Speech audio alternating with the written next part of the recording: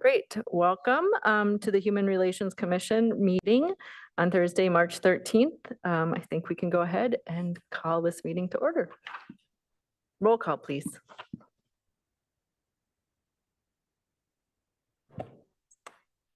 Yes. Commissioner Barr. Present. Commissioner Causey. Here. Commissioner Eberly. Here. Commissioner Shea. Present. Commissioner Carnum. Here. Commissioner Kraus. I mean Vice Chair Kraus. I'm here. Chair Stimler. Here. Chair, you have a quorum. Fantastic. And with that quorum, I'd also like to welcome our newest commissioner, Sridhar Karnam. Welcome to the commission.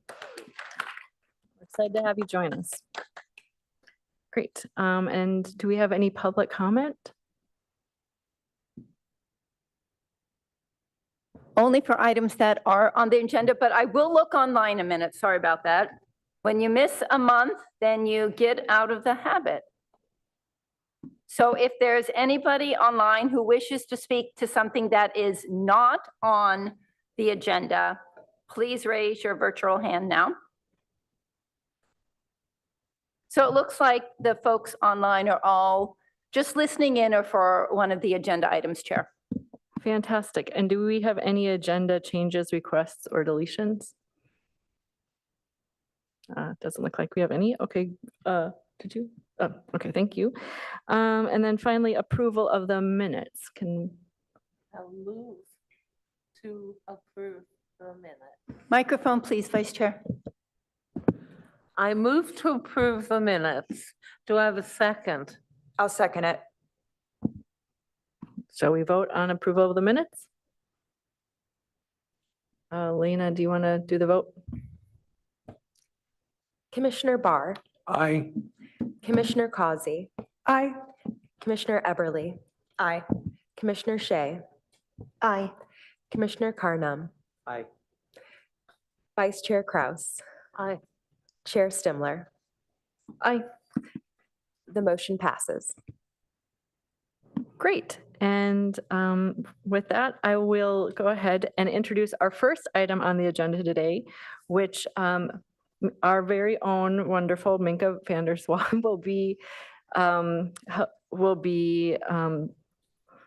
she'll be our MC for the big event, which is a learning session on the needs of our early childhood education providers here in the city. This early childhood education was the #1 most cited need in the city in our most recent needs assessment. 41% of respondents noted that it is a growing need for our city. And so thank you so much for Ms. van der Swaa's putting together this learning session for us so that we can better understand the needs of those folks who are providing this very, very essential need for our city. I wanted to also note that Minka is a member of the Palo Alto Advisory on Early Childhood Education, PACE. Oh, shoot, I thought I got it. That's okay. Some of the members at first don't get it right either. So, and Well. I've been known to get it wrong. And then I say, how did I do that? So no worries. All right, well, thank you. And please introduce our speakers and you can take it away. Thanks. Great. So I want to thank the subcommittee and for bringing this to our attention. So that is Chair Simler, Commissioner Causey, and Commissioner Barr. I'm excited that we have a real powerhouse of speakers with you tonight. I think this is the most speakers we've had on this maybe since our Faith Leaders Summit a couple months ago.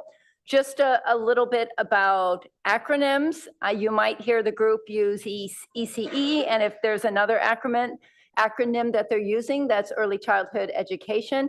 And you'll hear PAC, which is Palo Alto Community Childcare, and might hear PACE, which is the Palo Alto Advisory Committee on Early Care and Education, and that is an advisory committee to the city on the needs of childcare providers in the community. So next slide. So I wanted to just shout out to our PACE members. I know in the room, Janet and Rachel, who I'll introduce in a minute, are Pacey members. Online, we have Lee Fab from PAC, and she is a Pacey member, but these are the other Pacey members. They are a variety of providers of services to children, and that's either directly in the ECE landscape or sometimes a little outside of the landscape too, that helps us create a broader understanding of the needs of children in our community. So that's who they are. Next slide. So the presentation tonight will be in three areas. One would be setting the framework. The second would be a provider perspective. And the third would be more of a county-wide perspective that we are bringing to you tonight. Next slide. So the first segment I will talk about the city's commitment to childcare. And next, we will have Janet Samudio, and you'll see her title listed there with Stanford University. She will talk about the state childcare landscape. And Lee Fab from PAC, she will talk about the Palo Alto childcare landscape. Next slide. So just keep this very pretty image in mind as I go through my presentation. And then as we get to the other parts, I'll introduce the other folks that we have here in person and online. So as far as the city's commitment to childcare, one of it obviously is working with Pacey. So that is an advisory committee to the city. We meet on a monthly basis and have rousing conversations with each other. We work for a dual purpose. One is to advise the city on what's happening in the ECE community, and the other one is to support ECE providers in the community. So we have done that in a variety of ways over the years. I think Rachel's been around since the day where we booked children's concerts and had singers come out. We get professionals to give professional development seminars to our ECE providers and provide them with a dinner. During COVID, we got them providers together starting once a week, and then I think went twice a week. I mean, once every other week, then once a month, to get providers together to really be able to talk to each other, saying, what's happening at your site? How are you interpreting these state regulations? What are you doing to adapt to what's happening from the health department? And Pacey really wasn't giving a lot of direction, but the ability of providers to be able to talk to each other, hear what they're doing and get ideas was really beneficial. We heard that from them. The other thing that Pacey has done is they worked with a consultant to do a study of the needs of parents and young children and educators of young children in the community. That came out right before COVID. And we're going to have a whole community campaign on that, and then COVID happened, but we're still taking some of the to-do items off of there and continue to work on it. Like I said, we provide professional development to providers in the community. We have a mini grant program. So ECE providers can apply for a grant up to $500 for themselves or their site to take a class, ECE class, to get a speaker to come out to them. There was recently a really big ECE, the statewide conference was in San Jose, and we send probably 15 to 18 providers to that conference. So then just to talk a little bit about the resources that the city has for ECE providers. So we have our childcare website that Elena and I maintain. We have a list of all the childcare providers, over 70 of them in Palo Alto that are licensed, and those home-based and center-based. We have a map of where they are. We have a listing of how to open a childcare in Palo Alto, how to choose a childcare, or folks can call Elena and I to get some ideas. We don't recommend a certain site, but I usually try to drill it down. Are you looking for full-time, part-time? What age is your child? Are you looking for a certain educational philosophy, play-based, Reggio, Montessori, and help the parents navigate the list. Do you want it close to your home? So that's one of the things that Elena and I do. Pacey also created a very helpful guide as transitional kindergarten was implemented into the community that helped parents. It's like, what's the difference between transitional kindergarten and keeping my child in preschool? What's the pros? What's the cons? Very objectively, like, this is what happens if they're in one space. This is what happens in the other space. Pick what's best for your child.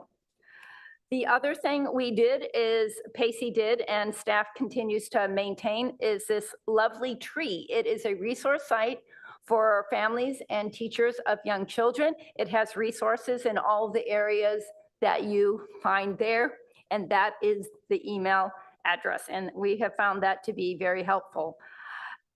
I'm looking at my notes. The other ways more directly that the city impacts childcare. City has a childcare subsidy program that's administered by PAC, and close to 35 children are getting scholarships to attend preschool when they probably otherwise would not have been able to do so. So that's anywhere from preschool up to 5th grade. So those are different ages of kids that are in the subsidy program. We also support after-school care in the community, which is really important. So the city rents a portable for after-school care from the school district, and we sublease it to 2 providers at a reduced rate to allow them to provide quality care in the community. And Kids Choice does that at Nixon, and PAC does it at the other elementary schools. So the city also, meaning Human Services, we select the provider that is in the one portable that the city oversees. The school district oversees another portable. They use those same providers, but my management of the contract only includes the one portable. Elena is in charge of an annual site visit for safety at all the sites, and she also oversees a twice annual safety drill to make sure that these after-school programs are, following the emergency protocol, which they all are, and they all do their own safety drills as well. So that is the end of mine. Elena, will you go to the next slide, please? So next, I thought it would be great if you could hear from local providers. So we have 3 providers here. 2 online, 1 in person. We'll have Amor go first. She is the founder director of Mi Casita de Español. You got this brochure on the dais. And after Amor, we will go to Janessa, who is the co-owner director of Edgewood House Preschool. And Janessa, when we get to you, we'll just have you unmute yourself on Zoom, and then we'll go to Carol Miller, who's the managing director of Learning Links, which is an inclusive preschool in the community. So what we hope to do here is find a variety of different type of schools. And I think I just did something wrong, but we're gonna go for it, because actually after me was supposed to be Janet, but we're just gonna go and we'll come back. Okay. Does that work? Okay, I told them sometimes I make mistakes and I go with the flow, and I just realized it because I think the names are on page 1 of my notes. So Amor, do you want to just let Janet go first? Why don't we just go back to the program as it is? So we will go to Janet, and she will talk about the state and childcare. It's this button. Okay, I'm gonna try to situate myself here. Well, good evening, members of the commission. I'm so honored to be part of this panel, and I'm so grateful for your interest in this topic, which is a topic that is the lived experience of many families and providers that are living and breathing the everyday care and the needs of their children and families. My name is Janet Zamudio. The most important role in my lifetime on this planet is being a mom of 3 children. They're now 20, 24, and 27 years old. And they went to childcare so that I can go to school at UC Berkeley as an undergrad student, go to Mills College and earn my master's and almost doctorate degree as well. And to be able to work to put food on the table as a single mom that I was back then. While I currently work at Stanford, some of the, and we have 6 childcare centers on site serving about 900 children through those 6 centers. My most gratifying work has been in advocacy and being alongside colleagues and parents and providers who, again, are living these experiences and being able to uplift and help others understand what we are living through as we're trying to care for children and ensure that the often undervalued and overlooked childcare workforce is also looked upon and supported over time. I currently serve on the Early Childhood Policy Council appointed by State Superintendent of Public Instruction, Tony Thurmond. So I come with the statewide lens right now in terms of what I'm speaking to. I didn't prepare slides because while I work for Stanford, I'm not representing the university necessarily. I'm coming in more of the lens of, let me tell you what the state of childcare is in California. I thought of the things I might share with you today, and I thought the first and foremost place to land on as one of the best and most important takeaways is childcare is super expensive, and childcare programs or childcare providers, teachers do not get paid enough. That's just it. And why? The reality is that childcare heavily relies on dedicated people who are genuinely interested and passionate about developing the interest and supporting the learning of young children in our communities. They're often women of color. Through different workforce studies, what we're seeing is these ethnically diverse women have about 15 years of experience, have college units or college degrees, and the current hourly wage from a workforce study done in 2024 statewide range from $20 to $25 for those working in childcare centers. So that's a statewide figure. We can get into other figures or others can chime in if you have questions about wages in our area. California, as we know, is facing budget challenges, especially in light of the recent wildfires and everything that's coming to us at a federal administration level. Yet these past years since COVID, California has invested with great wins in our state for childcare. Some of the data that I'll be citing today, I do want to give credit, comes from the Department of Social Services or the Department of Education, the Legislative Analyst Office, which put out, analyzed the May revise that the governor put out, the Child Care Resource and Referral Network, or the child care workforce studies that are done. So there's roughly about 6 million children ages 0 to 12 living in California. A third of that, or about 2 million, are under age 5. There's 39,000 licensed childcare programs in California. Yet, through those licensed programs, only 865,000 licensed childcare spaces, or I'll just give you the percentage of the number of children age 0 to 5 that can be served. It's roughly about 40% of a child population can be served in licensed childcare. So if all the children needed to go to licensed childcare, there's nearly not enough spaces. And I say that to really highlight and elevate the need for a mixed delivery system, from having childcare programs in a facility, from having family childcare providers being viable and available to our community, and license exempt providers as well. Funding for childcare in the state of California comes from state resources, but also federal resources. Given our huge child population in our state, anytime the federal government makes anything available, California receives about 10% of the funding that is made available. And that's a huge percentage overall if you look at it across the nation. And it means that the state, our cities, our counties have great responsibility towards our families and children as well. I'm going to lean on the California Master Plan for early learning and care to kind of frame the discussion on the state of things here in California.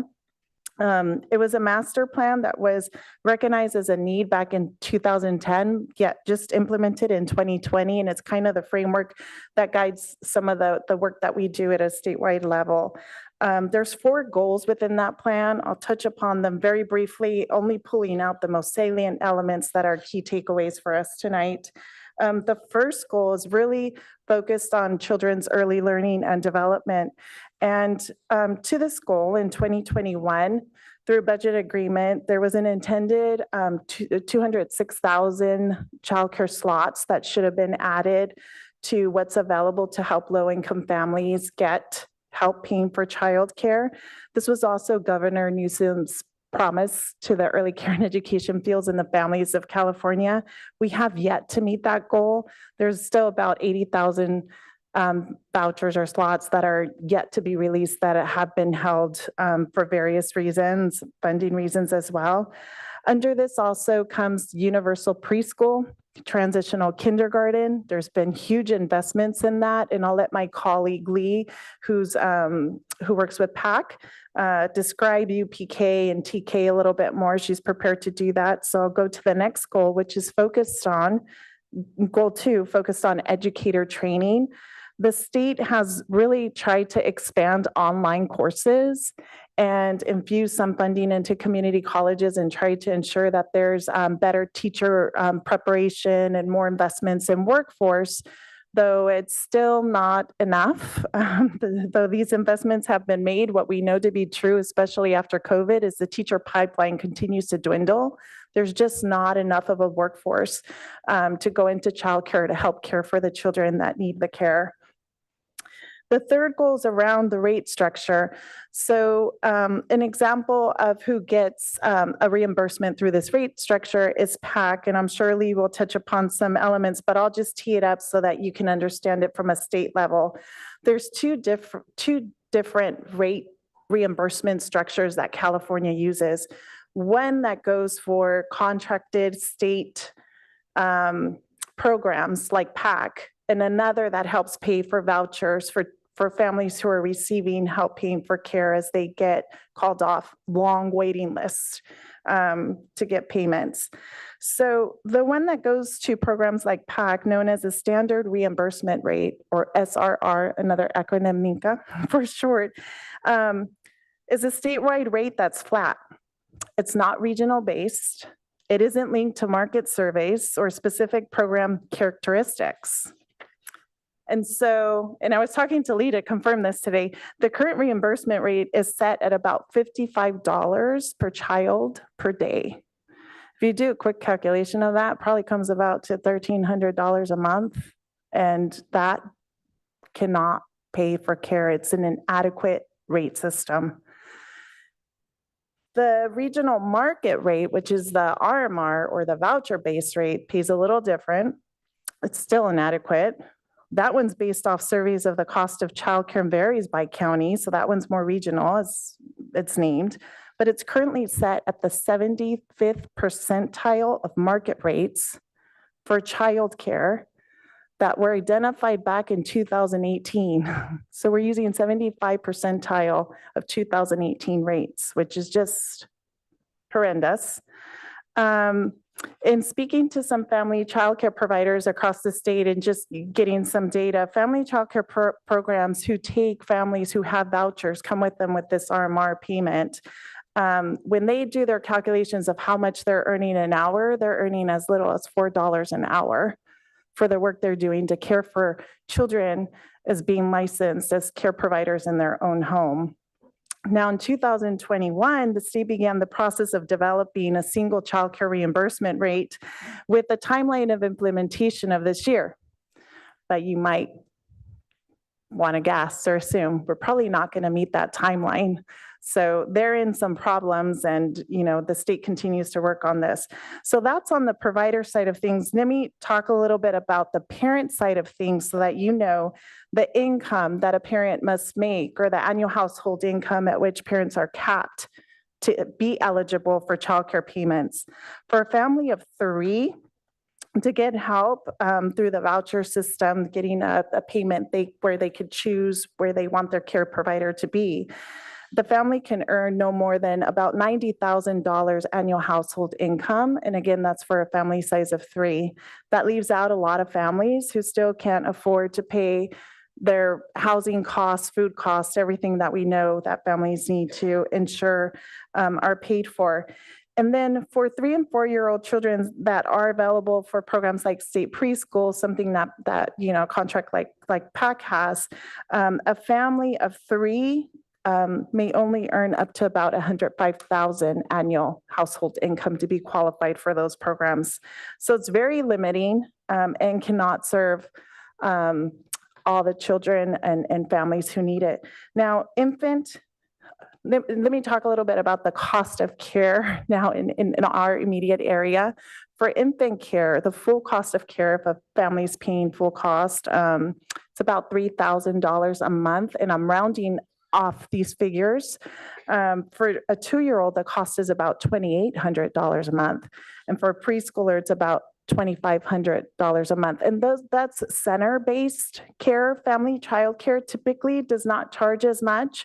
Their rates are a little bit lower. It provides options for families, but again, as I was saying, they don't get paid livable wages and enough to withhold their household and expenses that come with running a family child care. I'll skip over the next one because it's not as important. It was really about infrastructure and infrastructure grants. Maybe I'll talk a little bit about it because across the state, what we're seeing is there's a lot of old facilities that need renovations. When you're looking at any kind of facility renovation, it's super expensive. The state did start an infrastructure grant program and awarded initially a $350 million investment in that program, really wanting to prioritize expanding capacity for care for infants and toddlers, because that's where we see where there's more of a need. These grants have been hard to get, and if they have gotten them, some programs have said if they're not in their nonprofit status, they've gotten big tax bills levied on top of the grant amount they're given to be able to upgrade the facility they're in. So it's really problematic. I will wrap it up there just to give you a broad overview of the state of affairs in the state of California, but really the takeaway is childcare in California is super complex. It's hard to understand. I provided you a glimpse into it. And using the master plan on early learning and care to provide some framework. That's another reference point if you want to dive a little bit deeper into the state framework or what the state has achieved over time. That's a good place to start. Thank you for your time tonight, and I hope we have questions later. We will have questions at the end. So if you have questions, please note them along the way. So Lee, if you can unmute yourself and get on camera, you are next. I'm here. Great, go ahead. Hi, everyone. My name is Lee Fab. I'm the CEO of Palo Alto Community Childcare, known as PAC, known as Kids Club. So we have a variety of different names that we are known by. I'm here to talk to you a little bit about some of the changing landscape that is happening in the child care and early education arena. As I go into my presentation this evening, I am going to be focused speaking from one of the state provider perspectives. So not only is PAC Centers licensed, we are also the state provider of preschool and the state provider of infant, toddler, and after-school care. In 1974, a group of moms came to City Council and said, we need to address childcare. From that formed what was called the Child Care Task Force, which was funded and supported by the City of Palo Alto. As this business came together of running running childcare, the organization of PAC was developed and really took on the history and the legacy of the Child Care Task Force. In 2022, the state of California rolled out some significant changes to early child education and the elementary school system. PAC was one of the early adopters in 2022, and we have learned a lot through this experience and are sharing it with our fellow childcare providers through PACE. Big things for you to understand about the California P3 alignment, that this is our newest direction for early childhood education. It's a joint initiative through the Departments of Social Services and Education. The plan was developed to address education access and a continuum for early learners here in our state. It bridges the divide between early childhood education and the TK-12 system. It also ensures that families with low income have full day and full year, meaning 52 weeks a year, education and care. As I mentioned, PAC was an early adopter in 2022 and 2025-26 school year. It is mandated in the state of California that this system is put into place, again, for providers who have state contracts like PAC.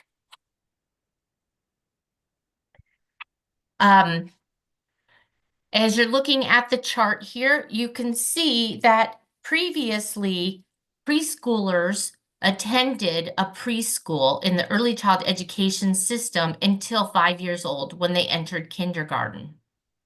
Starting in 2022, ages have changed for our programming. Infant toddlers are now considered 0 to 2 years. Preschool is considered 2 to 3 years. And transitional kindergarten is 4 years.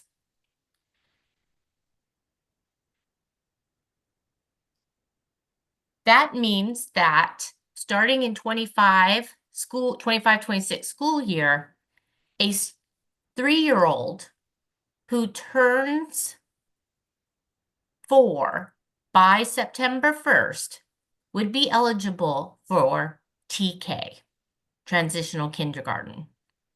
As you can see, this significantly changes the landscape of licensed childcare and state services.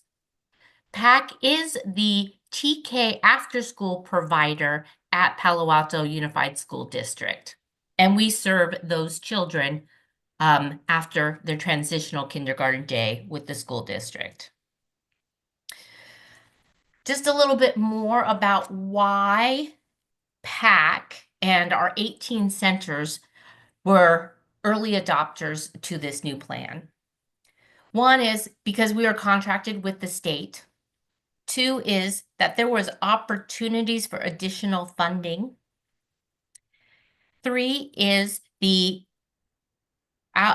new program called Expanded Learning Opportunity, which also addresses 4 and 5-year-olds. And that we have an incredible 50 years of history with the school and the city to provide and be accessible providers in Palo Alto. The reimbursement rate, because again of our early adoption, we have been able to qualify for what is a, let's say, study period time of reimbursement called Cost of Care Plus. This is slightly above the numbers that Janet shared with you earlier. Of our direct costs, this Plus program is reimbursing us at about 80% versus in the 50%. There's still a significant difference between the cost and what government provides for these state programs. The difference of those are offset in a variety of different ways. PAC is a larger nonprofit in our community and does traditional fundraising. We have a mixed delivery system of state and full fee families. And we qualify for a variety of grants through the state and county to support children that we work on offline.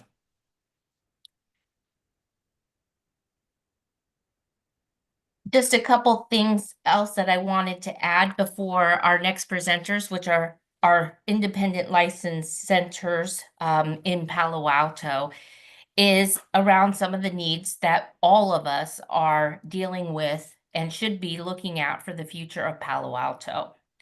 The first one that I want to talk about is state licensing is taking 6+ months to license a center.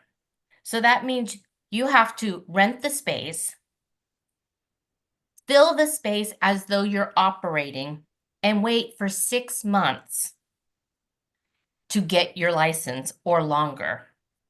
PAC has been waiting since December for a new downtown location for infants and toddlers. And we hope that we will get the state license by July, maybe August. Second is ensuring organizations that are providing subsidies or financial assistance in the capacity their organization is doing so will need space in the future near and close to the below market rate housing that will be built both downtown and on the senatorial corridor. Our facilities are antiquated. They need a lot of facility work, with I think the most important thing that we need to be looking at as entities serving children is central HVAC systems. We learned a lot from COVID, and we learned a lot from our experience with the fires, that it is important that we provide clean indoor air. And so, again, a significant expense that providers are unable to do. We, as the state provider, are preparing for a 26-27 rollout that requires that we have capacity to ensure that 10% of all spaces in all of our 18 centers can take care of special needs children.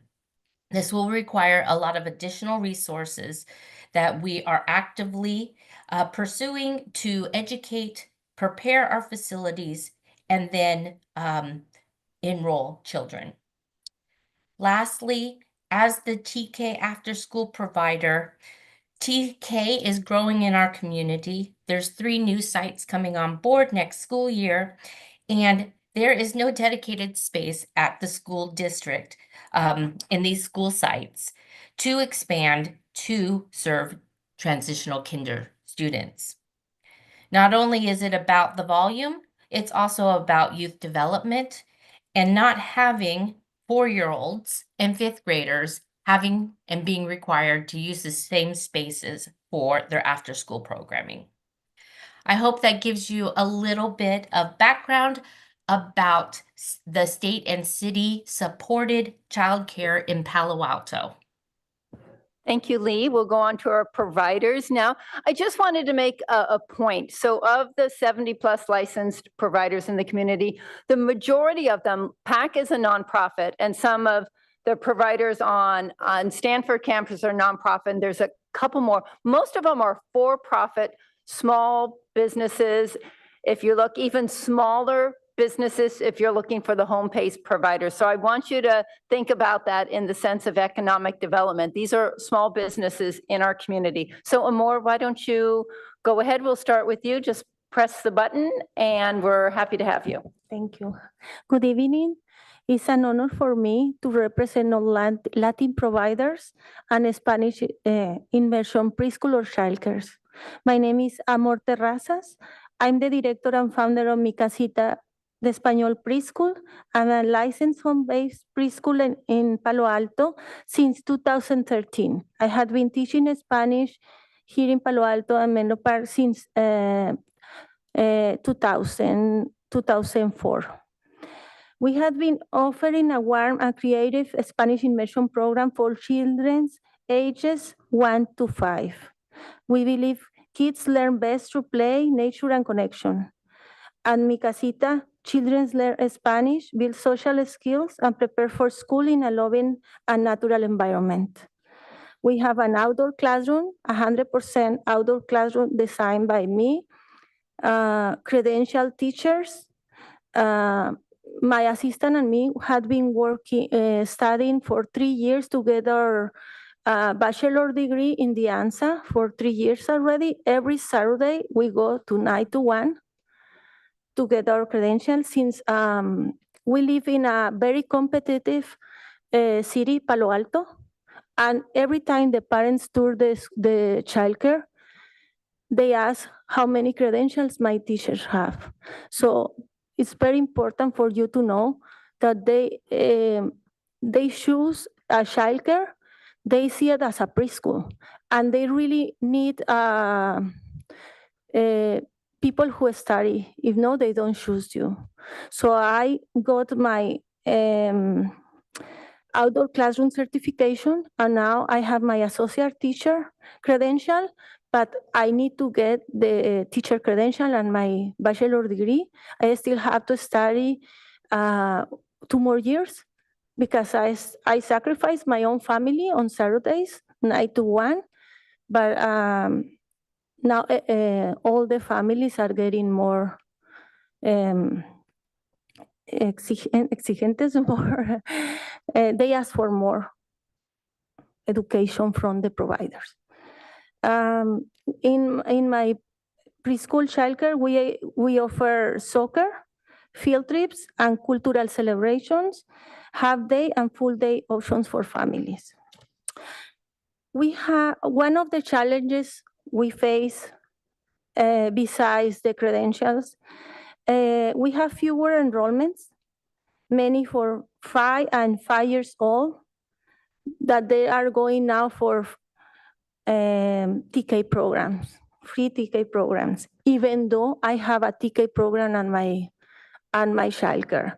I have been buying expensive programs and trainings like Mi Estrellita that help the kids to learn how to read in Spanish, but now all the material, I'm not using it. Why? Because they live at 4 years, when they are 4.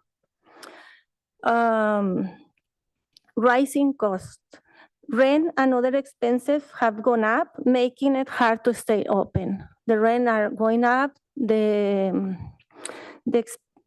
all the materials and the renovation we have to do, especially because we are an outdoor program.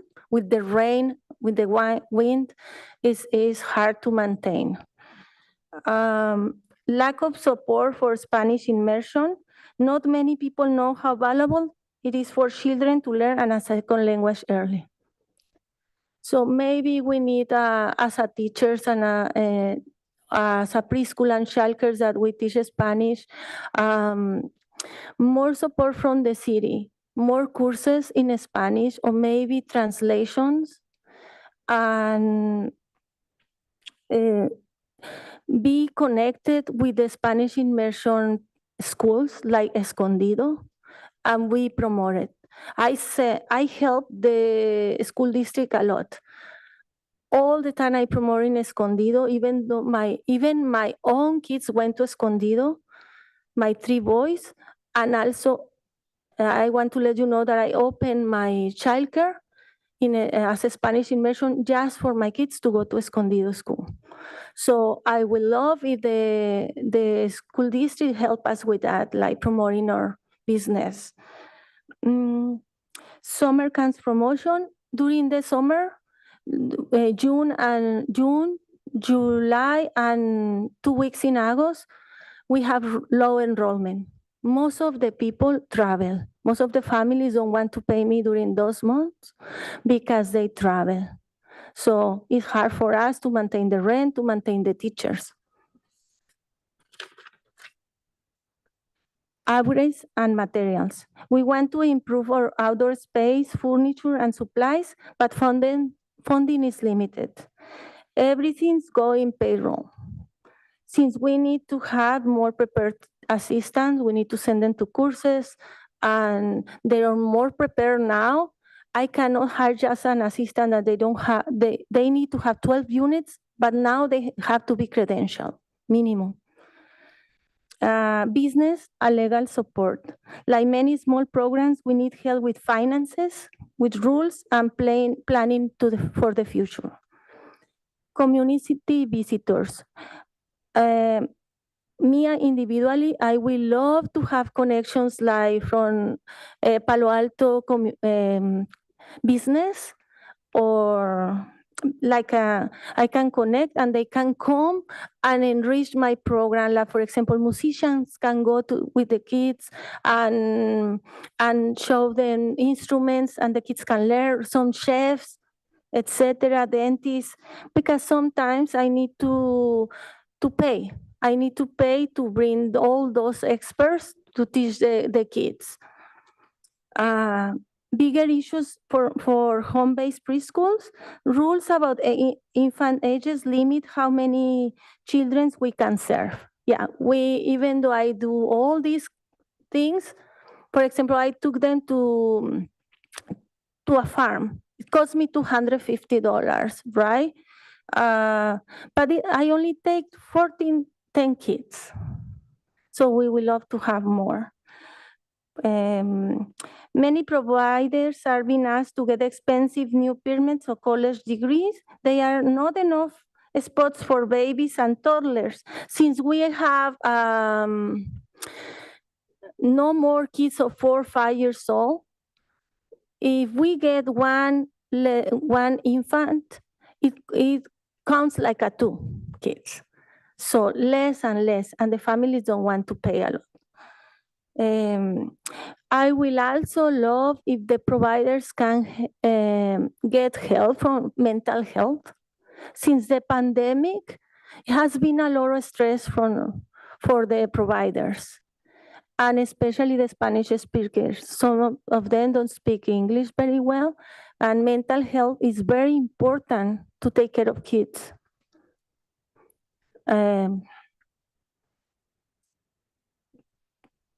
Trainings too, to offer in Spanish if it's possible. And that's it. Thank you so much for listening.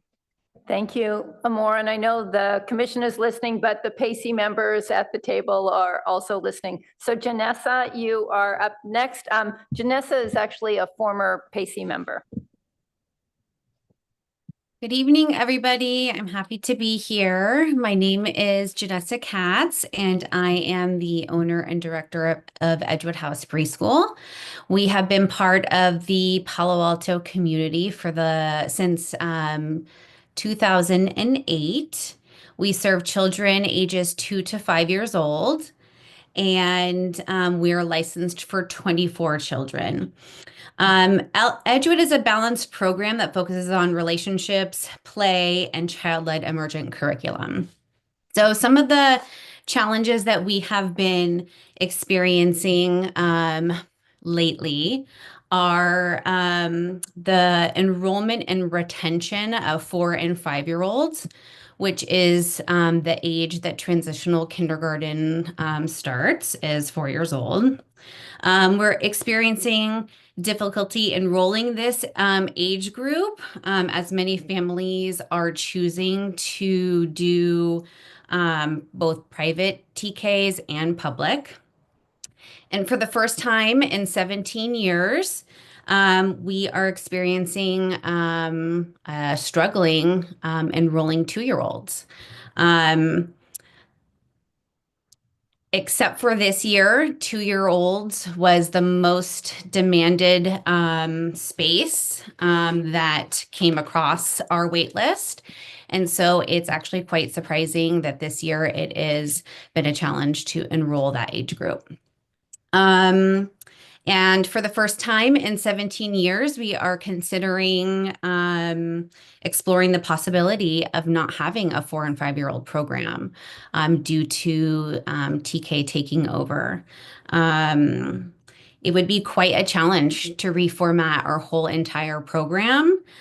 We would have to change our environment, our curriculum, staffing, and our staffing environment and curriculum has been consistent and stable for the whole time that we have been open. So this would be a really big shift. Another thing that we are experiencing is hiring of quality teachers.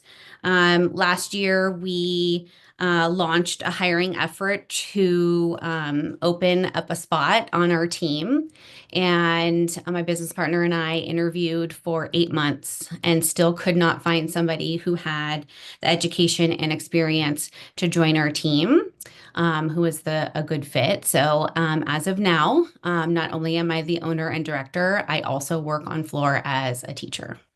So there's shortage in education for the teachers and experience.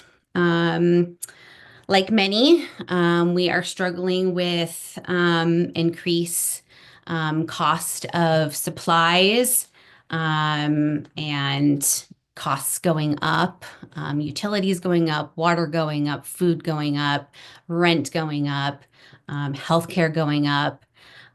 So with a really small program, it's really hard to find that in our budget to do it. We also feel pressure to keep up with the cost of living and paying our teachers a livable salary to live here in this area. Let's see. Let me see. Hold on. Oh, and the last thing is that because all of this increase is happening to our line item budgets, we have to increase the cost of our tuition. And as of now, we are a private school and we have upped our tuition, but we're going up against free transitional kindergarten. So it's been quite challenging to get people through our doors. And that's the first time in, like I said, 17 years that we've had a problem with enrollment. That is the end. Thank you so much for everybody for listening. Thank you, Janessa. And we're going to go on to Carol now from Learning Links. Carol? Hi there. Thank you so much for having me tonight. And thank you so much for sharing the slides. A little bit about Learning Links. We have our location, our wonderful location in Palo Alto. We do have a few others, one right nearby in Mountain View, and then another program in Burlingame and one in Redwood Shores. Learning Links is a part of Ability Path, and Ability Path is a nonprofit that's been here in the Bay Area for over 100 years, serving adults and children with disabilities. You can go to the next slide. So looking at our Palo Alto location, just a little bit about it. It's a full day program. We serve children ages 2 all the way up to 6 if they are not yet in first grade. We have full-time and part-time options for parents to enroll. Currently, we're licensed for about 58 children, current enrollment right around 46. We've submitted an application to licensing to increase our capacity. Now I'm going to get into some of the challenges and some you're going to hear as repeats as to my other 2 peers, but an increase was really due to wanting to expand into the filling up the 2-year-olds originally, and now we're exploring infant tots as well. But to the point Janet made earlier, we haven't heard from licensing other than we are in the queue. So that piece of the puzzle, expanding capacity, is a little bit unknown at this point. You can go on to the next slide. What's unique about Learning Links is we are an inclusive program. So that means we serve children with disabilities or developmental delays. We have some children enrolled with that. Some of them even might need a one-on-one support with an aide in the classroom. And part of our teaching model and staffing model is where we have some lower child-teacher ratios. And then we also have on staff developmental specialists.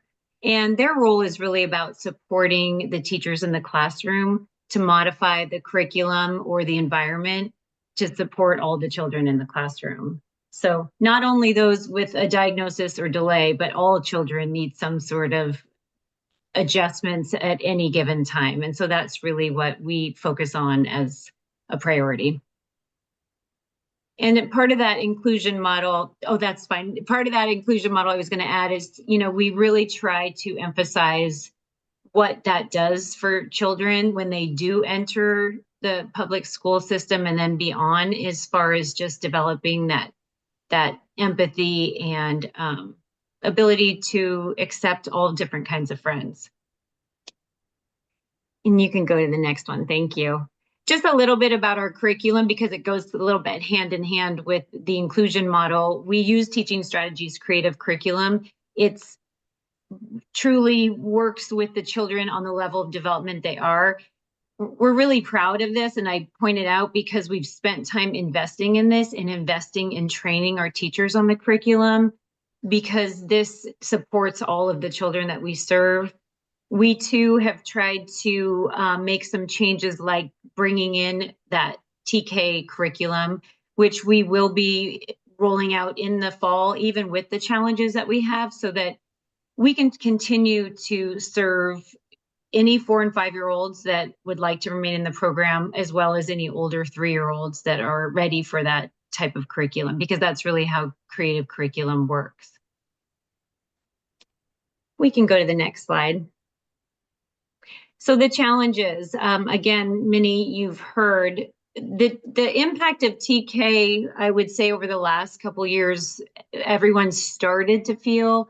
I can definitely say this year it's very, very different. We are already doing our fall enrollment, and the children, there's no longer 4-year-olds in these programs. So that would leave our Palo Alto location to be serving just 2- and 3-year-olds. About a year ago, we actually opened a 2-year-old classroom that had not been yet in operation. And we were really proud of that. And the program filled almost to full in the 2-year-olds. And then, as Janessa mentioned last, we don't have the 2-year-old interest that we have. I'm not sure where they are, but we are working diligently to try and fill that need. But it has now made us take a step back and say, is it actually infantile? Should we actually do that bigger lift of not just adding more 2-year-old spots, but really looking at infant toddlers? So that's kind of been a recent realization of ours. We do have also the challenge in the summer months where families do travel, go on vacation, travel for many weeks at a time. And when the center is not full, they do choose to disenroll and take their chance of re-enrollment. And we hope they actually do re-enroll, but that does impact a lot of things in the summer. We have, last year, we also rolled out a hot lunch program included in the tuition in hopes to build enrollment. And it just doesn't seem to be the differentiator we were looking for. And it costed us anywhere around $7,000 a month. So those types of things, it looks like we'll need to do a takeaway. And yet we do need to have tuition increases in order to give salary increases. So definitely some challenges there. Just to revisit on the licensing piece, as I mentioned, we did actually submit an application to change our capacity to add 2-year-old spots. That was our effort in order to help fill up a bigger preschool, the more 2-year-olds we can get. And it's been 6 months and we don't have any update on that request. We have heard the same challenges that Janet mentioned, that the state is backlogged, and that division in particular wasn't necessarily expecting the incredible amount of applications they received to adjust to this TK challenge. We're also really working hard to retain our current families. There are a lot of options in the area for families, and we want to show them, our differentiators and the quality of our program. And there's a lot of quality programs out there, as you just heard even tonight.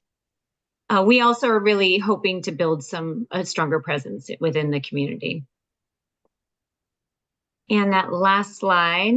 So some of the strategies I already mentioned to you, but we are heavily focused on marketing at this time, and even internally kind of taking a step back and making sure that the experience for parents from the very moment they're looking for childcare is a positive one all the way through that enrollment process.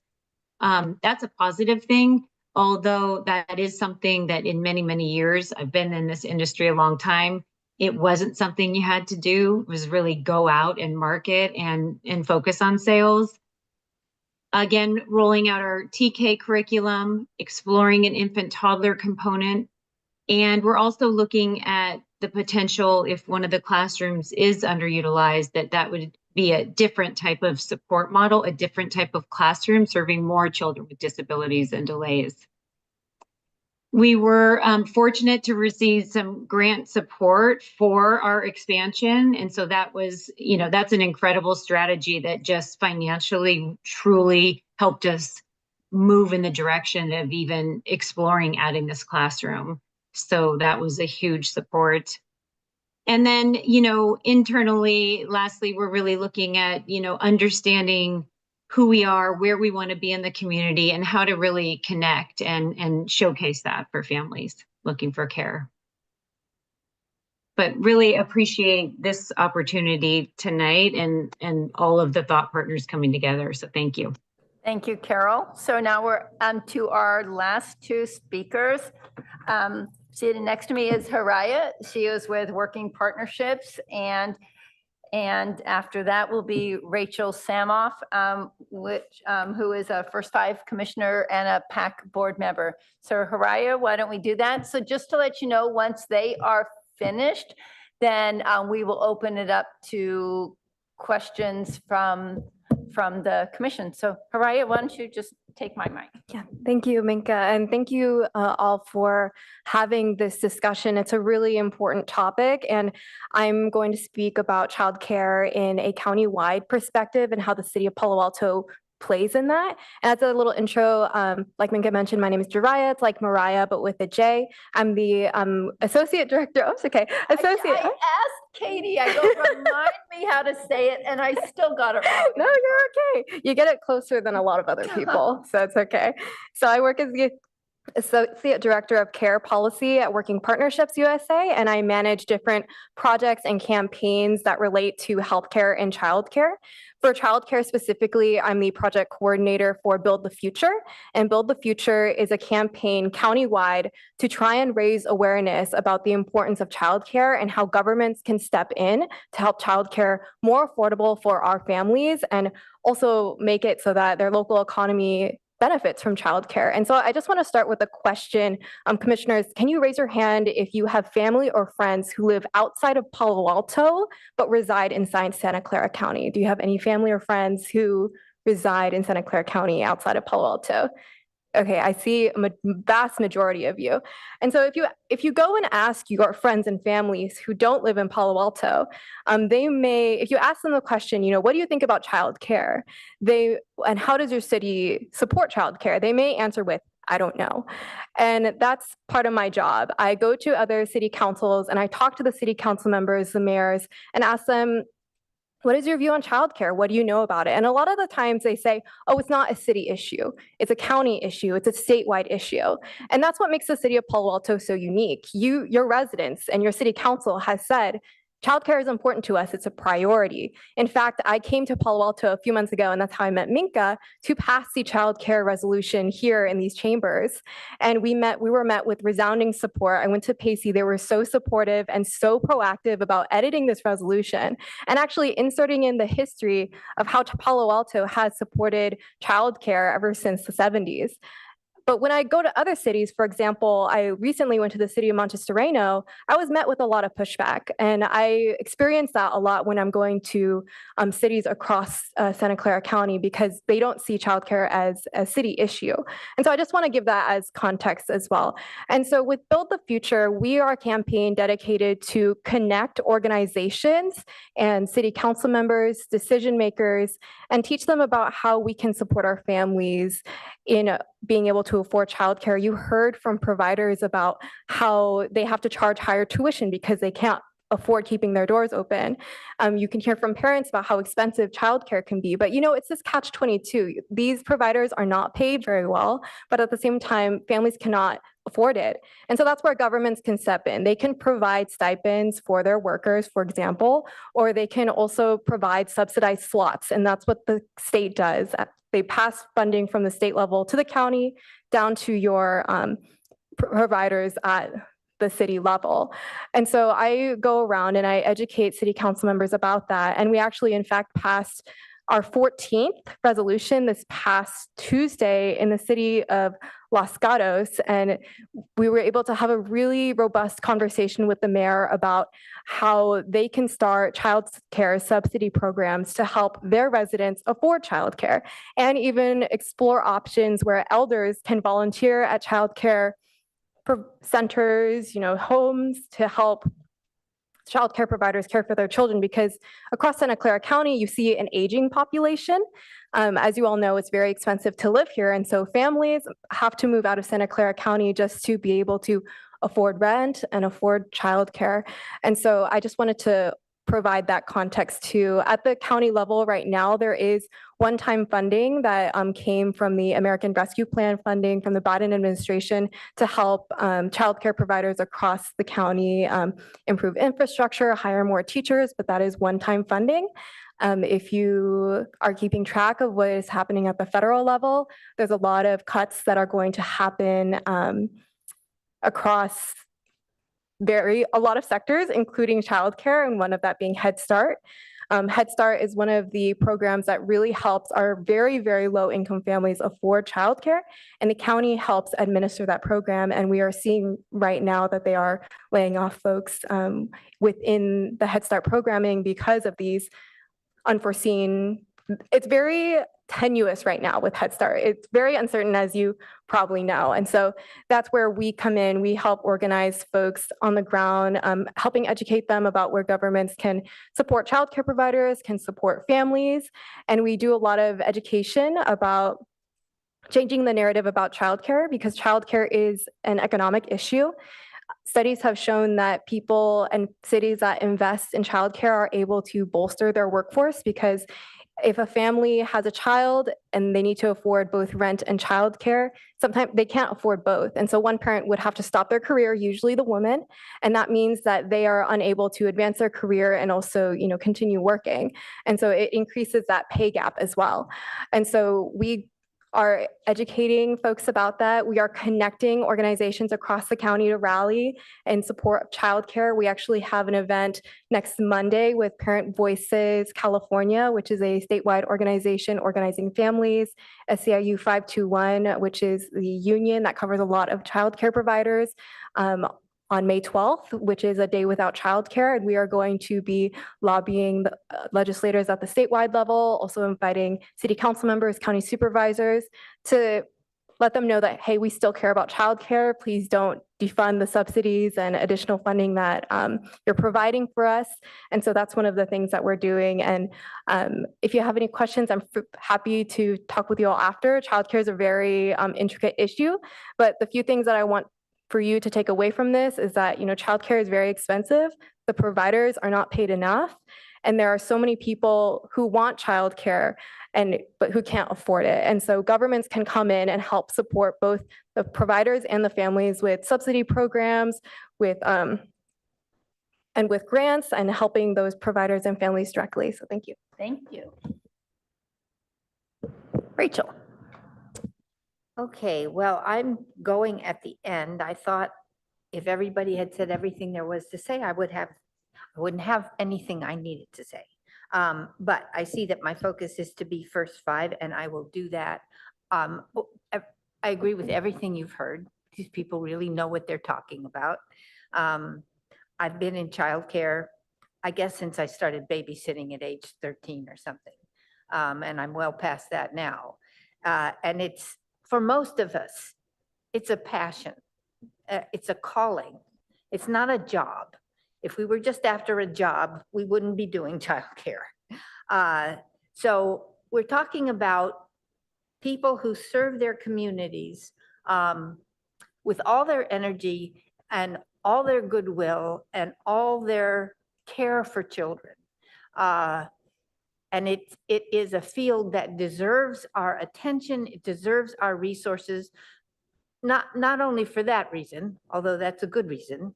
It is also a critical time for children to get excellent support in all domains, in healthcare, in nutrition, in learning how to connect with people. It's a time in children's lives between actually 0 and 3, but 0 to 5, where brains are developing faster than at any other time in their lives.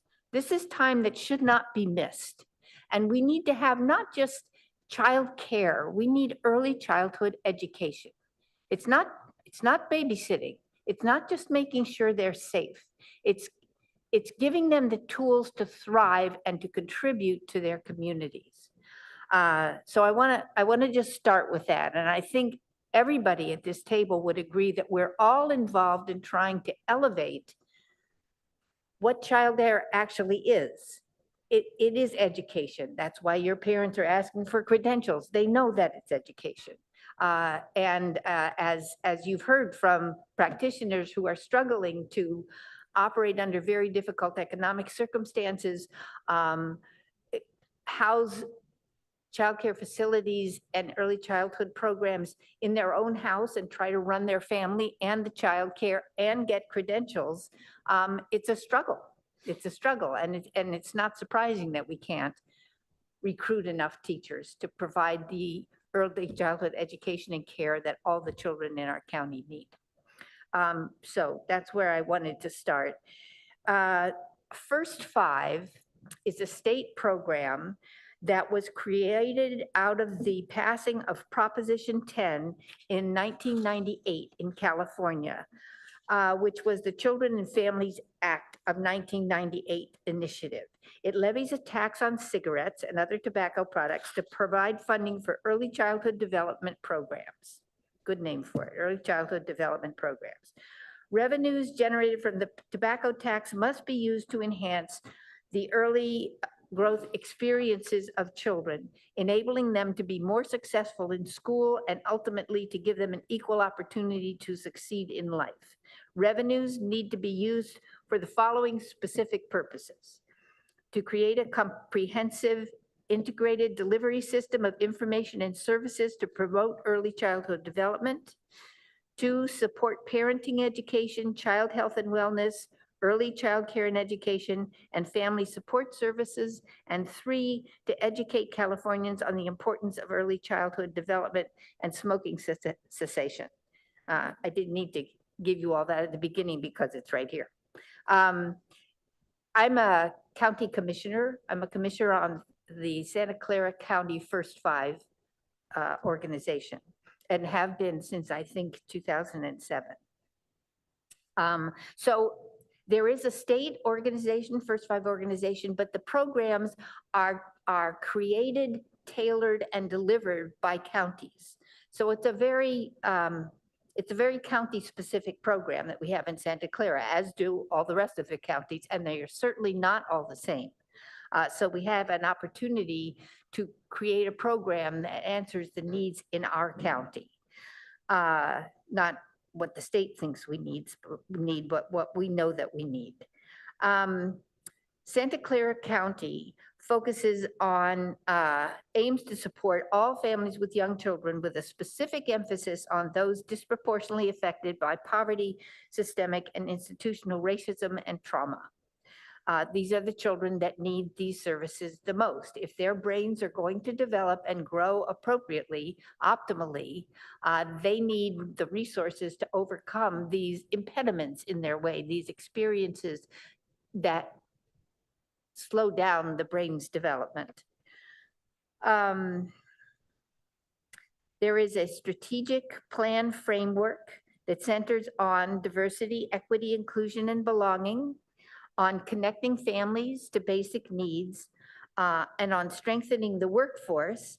And Amor here participates in the First Five efforts to strengthen the workforce by providing several different programs that, that create cohorts of early childhood educators to go through school together. This giving up half days, Saturdays, every Saturday. Amor goes through that with a cohort of colleagues and peers who study together.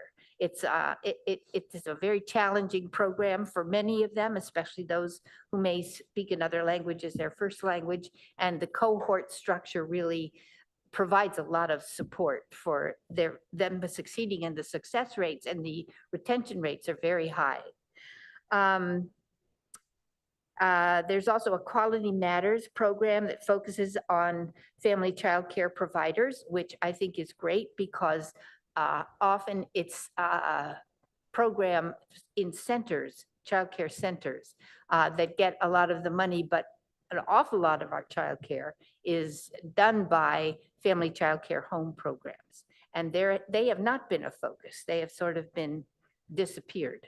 And I think the funds that are devoted to supporting those it's very timely. So that's strengthening the workforce. Another focus is engaging families and communities. So first 5 really approaches of the support of the children operating under constraints on their development with the resources their parents, their communities need to access the resources that will help them provide what is really necessary for optimal brain development. And I mean, this is not just writing and reading and math. It has to do with being a fully functioning, thriving person who can operate well in their communities and contribute to them. So I will stop there.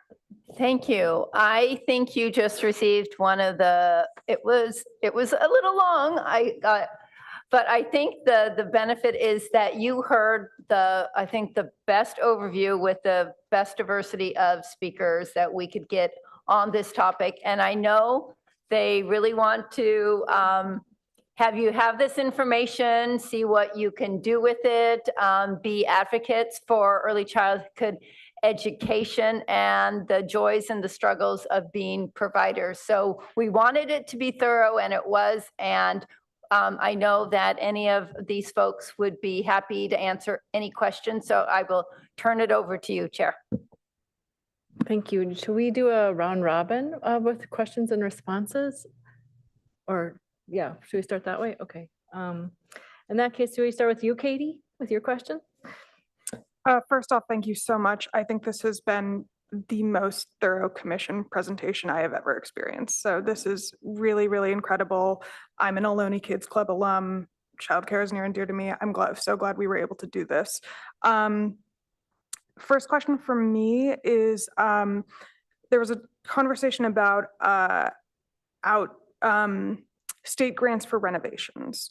I was wondering if there's been any other providers for funding for renovations.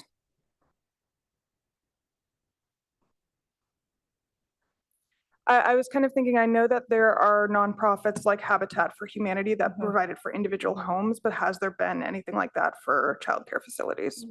One thing I'll just say is that we have had applicants on the emerging needs grants from childcare centers that have needed to do some renovations because of dangerous playground equipment or needing to transition from 4-year-olds to more infants. So sometimes that requires They have to be infrastructure. nonprofits, though. Yeah, but it does need Yeah. to be a nonprofit, yes. Okay.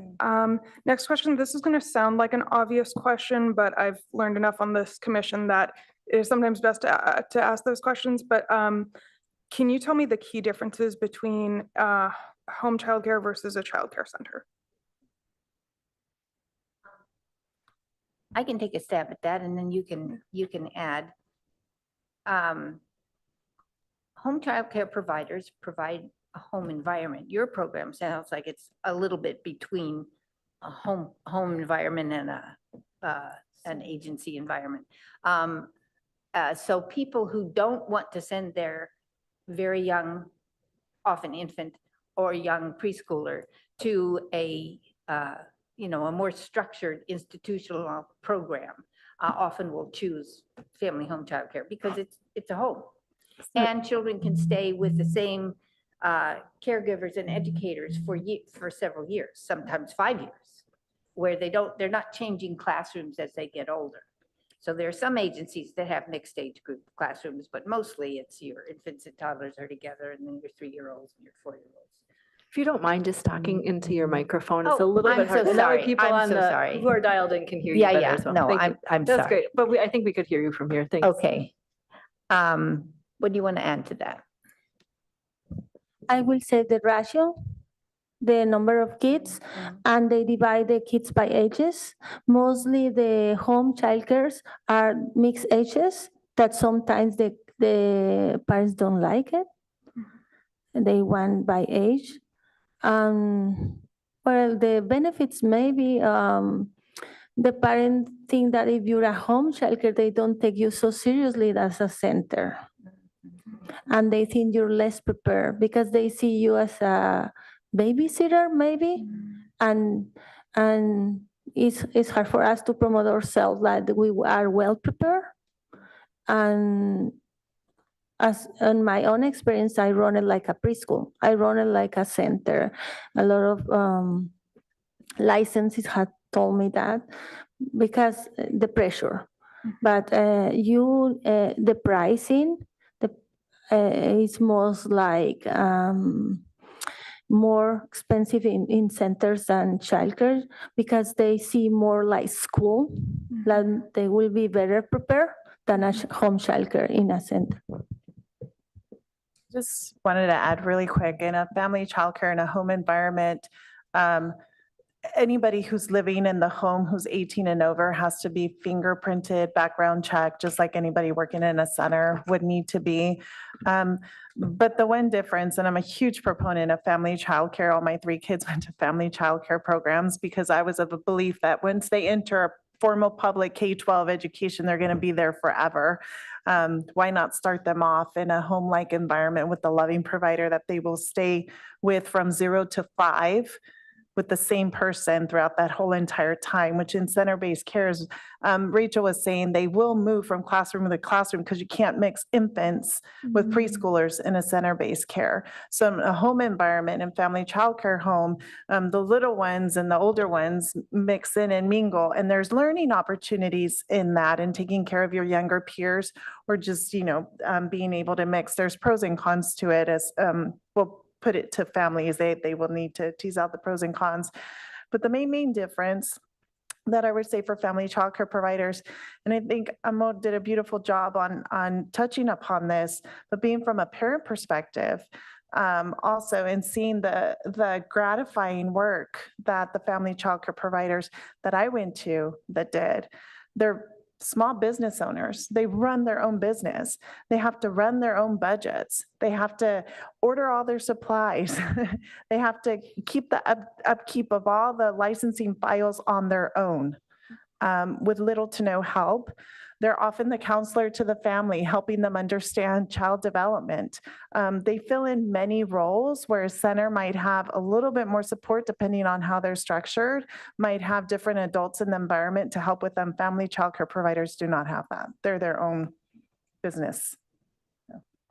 I want to add a minor thing, but my colleague answered the question really well. I just wanted to also add one more element. There is a third type of provider, and it is the unlicensed provider, your family friend or neighbor, FFN provider. There are a bunch of those out there in Santa Clara County, but of course they're unlicensed, but that is also another way that a family could get childcare. So I just want to put that out there, that that's also an option for families. Yeah, I think we shouldn't look at those differences as better or worse.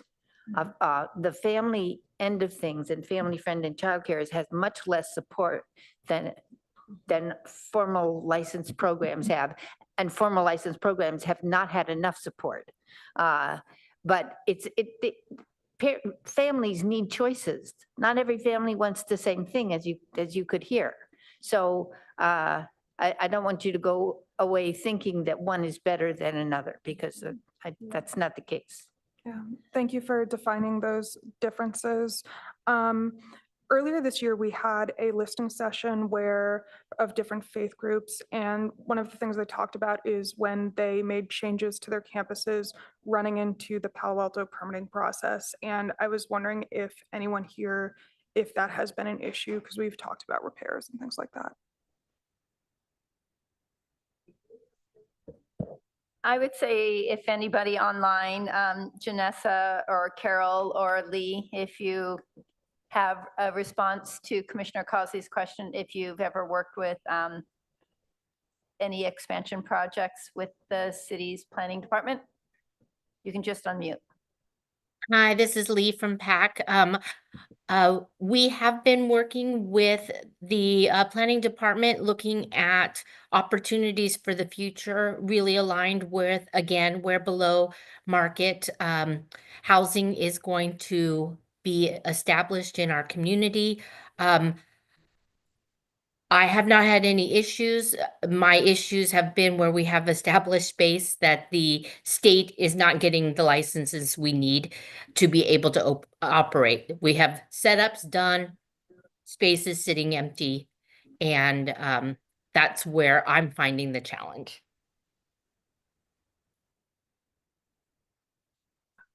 Okay, I think for my next question, I was going to ask for, we've talked about some demographic information, but I was wondering if you could provide some of the demographic information for the families that you do serve and like maybe some of the areas where more support is needed. I know we talked about some economic demographics.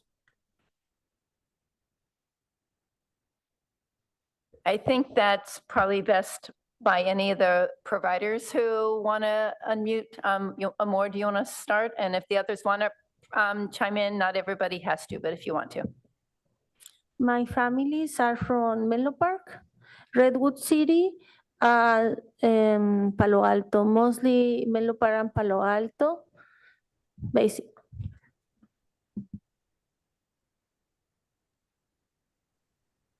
Hi, this is Lee again from PAC.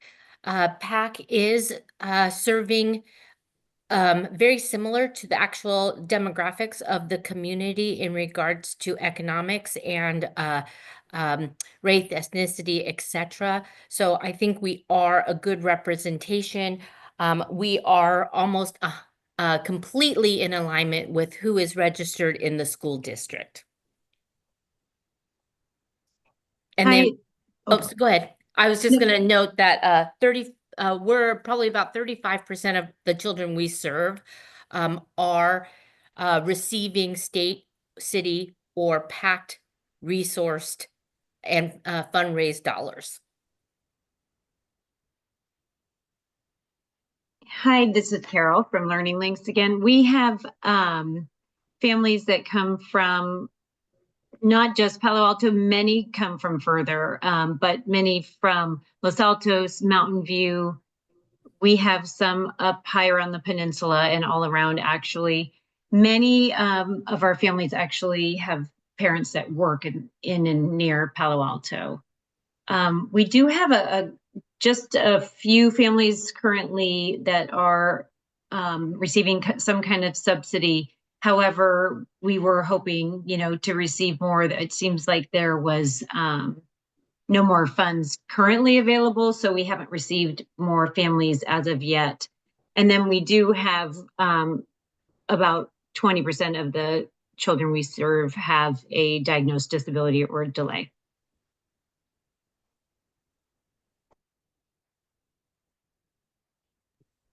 Hi, everybody. Janessa from Edgewood House Preschool here again. We serve families anywhere from Sunnyvale all the way down to San Carlos. We don't have any subsidies in our program at this time.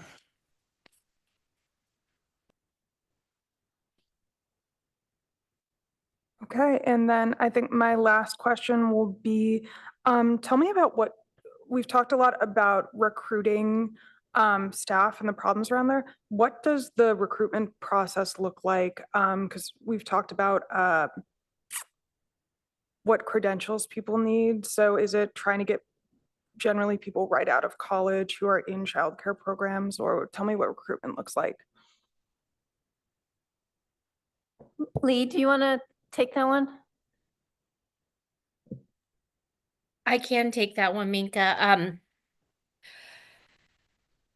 I want to just remind everybody that where I'm coming from is a much larger organization with 18 centers. So we have a lot more resources collectively, and we have a lot more talents to pull on collectively.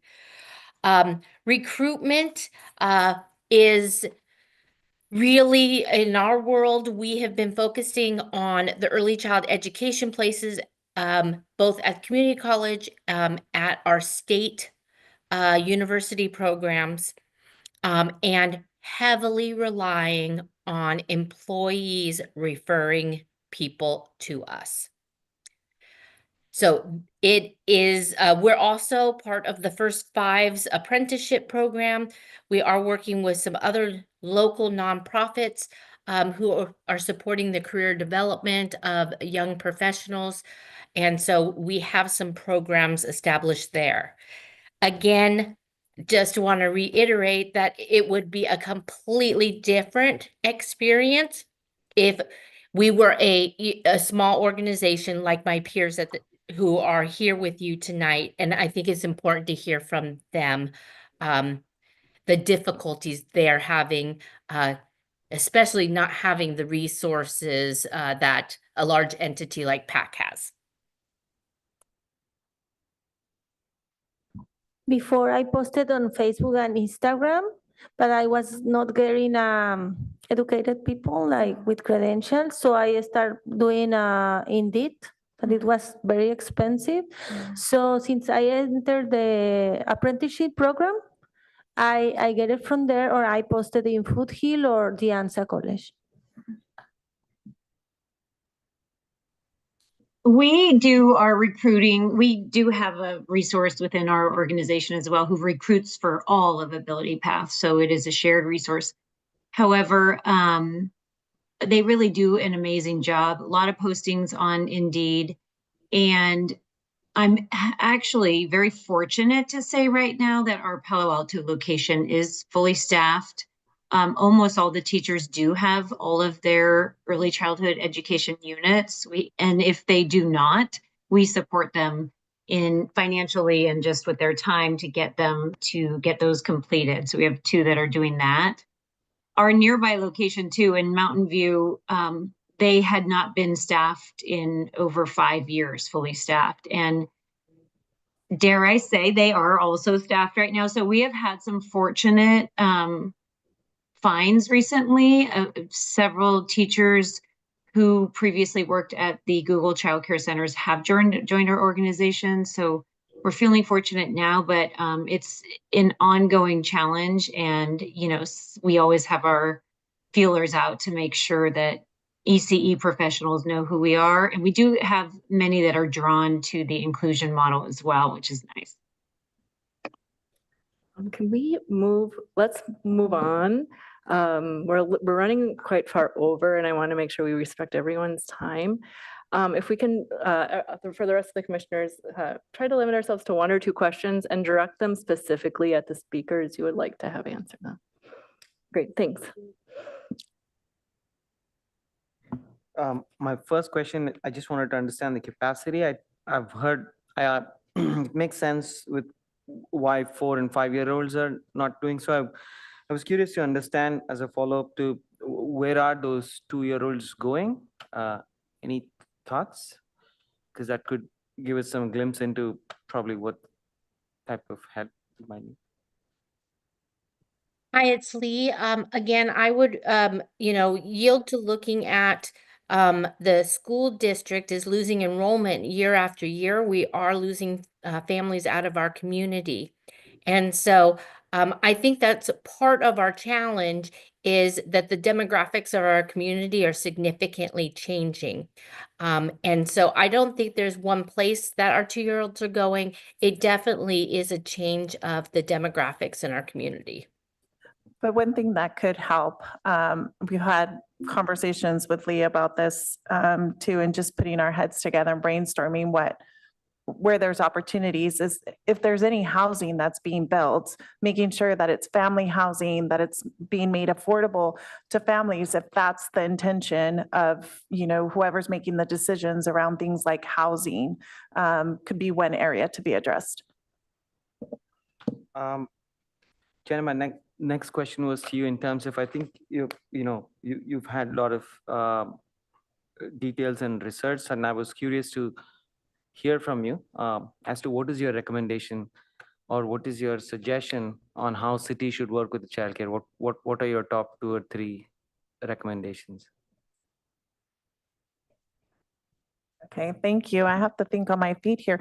I think one of the most beautiful things that I have had in working, in this area for the past 6 years is the partnership through Minka, the investment that this city has made to really elevate and place value in childcare, and having someone work for the city government, and also partner and collaborate with your childcare programs in the city is just wonderful. The needs assessment that was done, it has been a while since that needs assessment was done. I don't know if Minka has any interest in doing another one, but always needs assessments are super informative just to understand what the supply and demand of care is. But where it becomes informative is as your city council is making any decisions or looking at recommendations on how to proceed, you have that data available to you as well. I see go for it.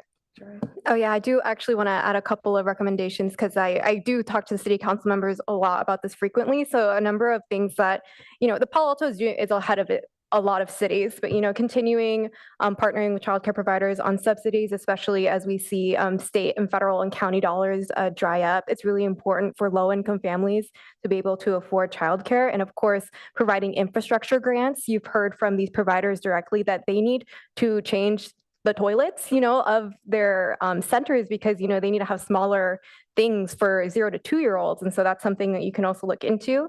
The city of Palo Alto is also an employer. There's a lot of things as an employer that you can do. So you can continue to have the pilot that you have offering an annual childcare assistance benefit.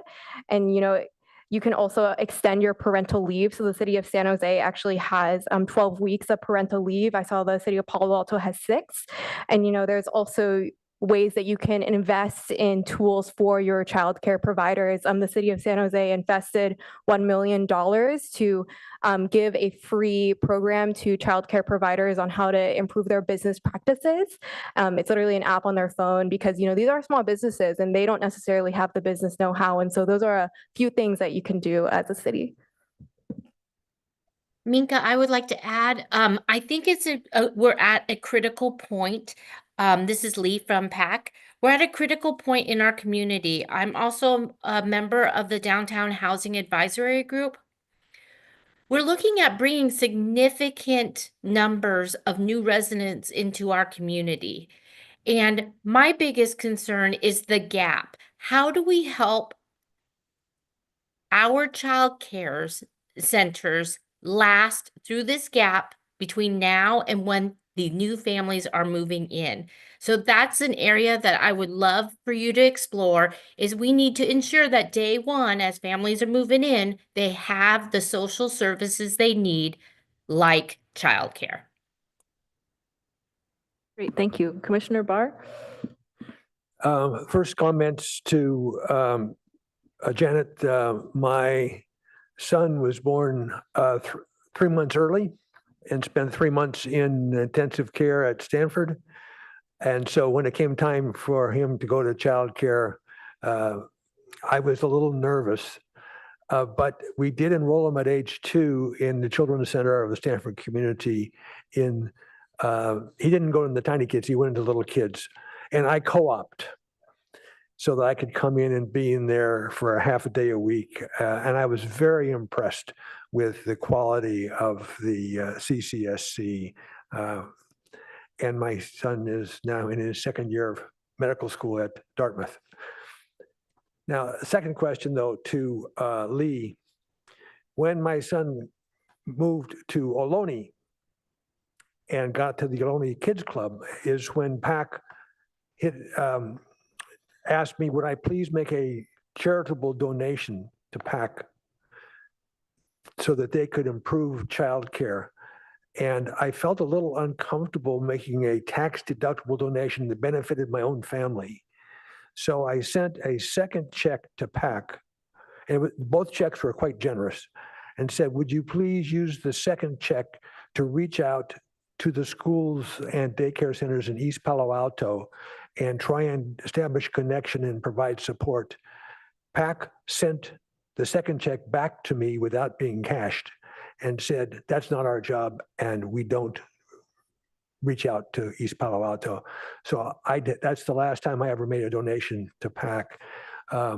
My question is, has PAC had any community involvement with the community of East Palo Alto and with the child care centers there?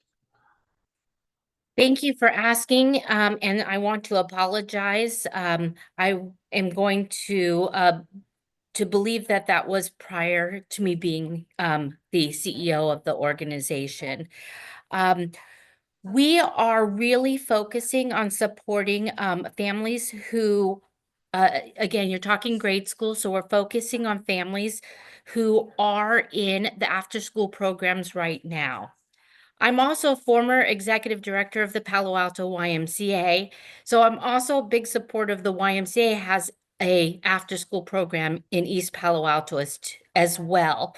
And how can we partner with them as well as partner with the Boys and Girls Club to really ensure that we're looking at this as a collective community versus one entity. So there is no specific PAC is doing this in East Palo Alto, but we are very engaged community partners throughout a variety of different social issues happening for the Palo Alto community.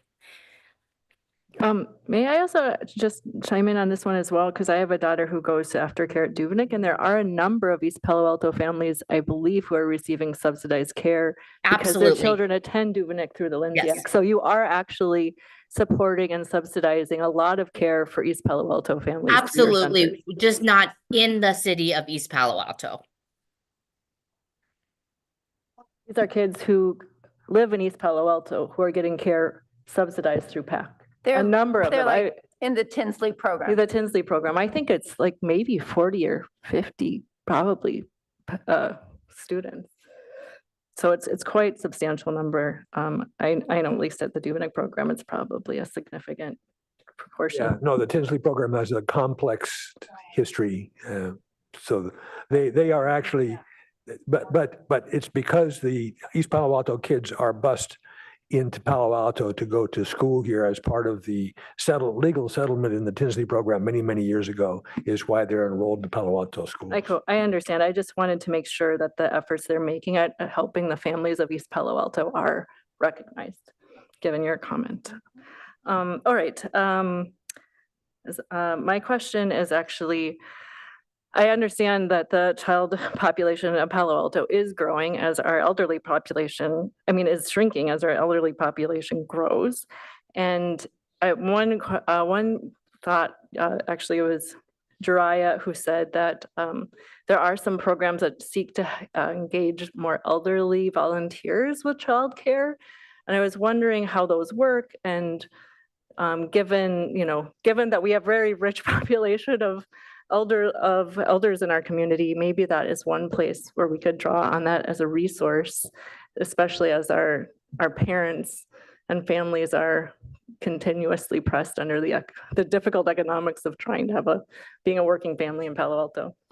Yeah, of course. It's actually a very new idea. As I engaged with the different cities, they have the same problem. They have a population that is aging and they don't have a lot of children. And so one of the ideas that the mayors they're now looking into this is how we can plug in the elders who can volunteer. Like, for example, in the school districts, they're able to volunteer and be an additional teacher, an assistant teacher to the children who are in the classroom, but we don't really have that for childcare providers. And so it's still new. And so I don't have anything additional to that, but it is one of the new things that cities are trying to do to plug in and have elders to volunteer. There were also ideas about how we can have elder care providers and child care providers kind of work in tandem as well. And so it's a very new idea, but I can follow up with you as the cities kind of progress and explore this option because it's very new.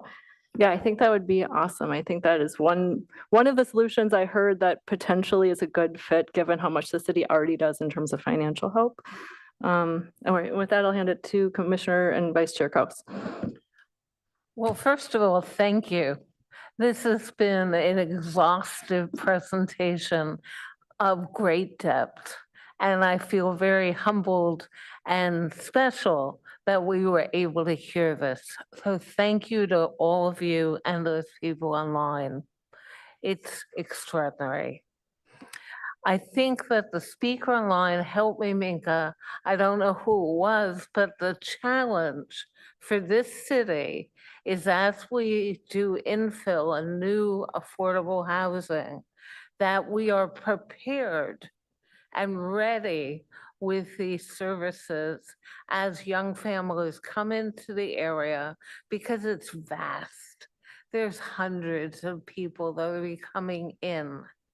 And we just need to be prepared in order to go forward and efficiently go forward.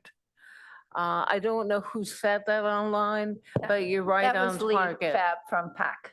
Yeah, you're right on the money.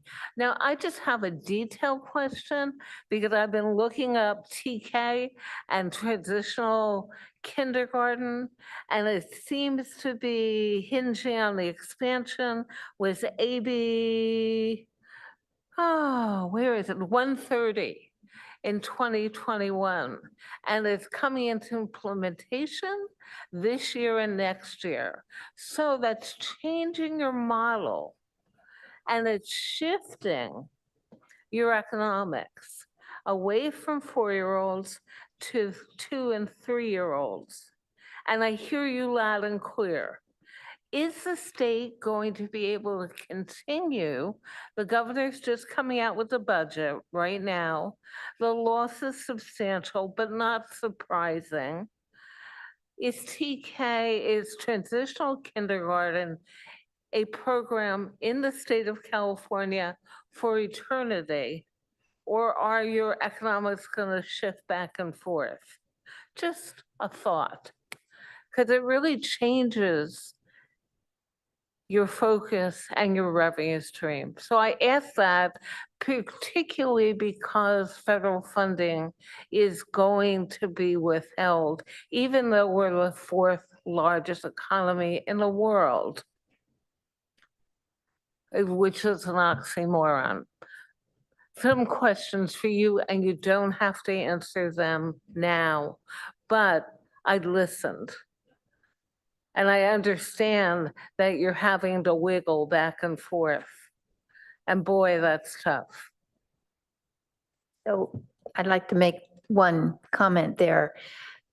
This change, if you look at it in sort of the large scope, is more public money coming to early childhood. Yes. A good thing.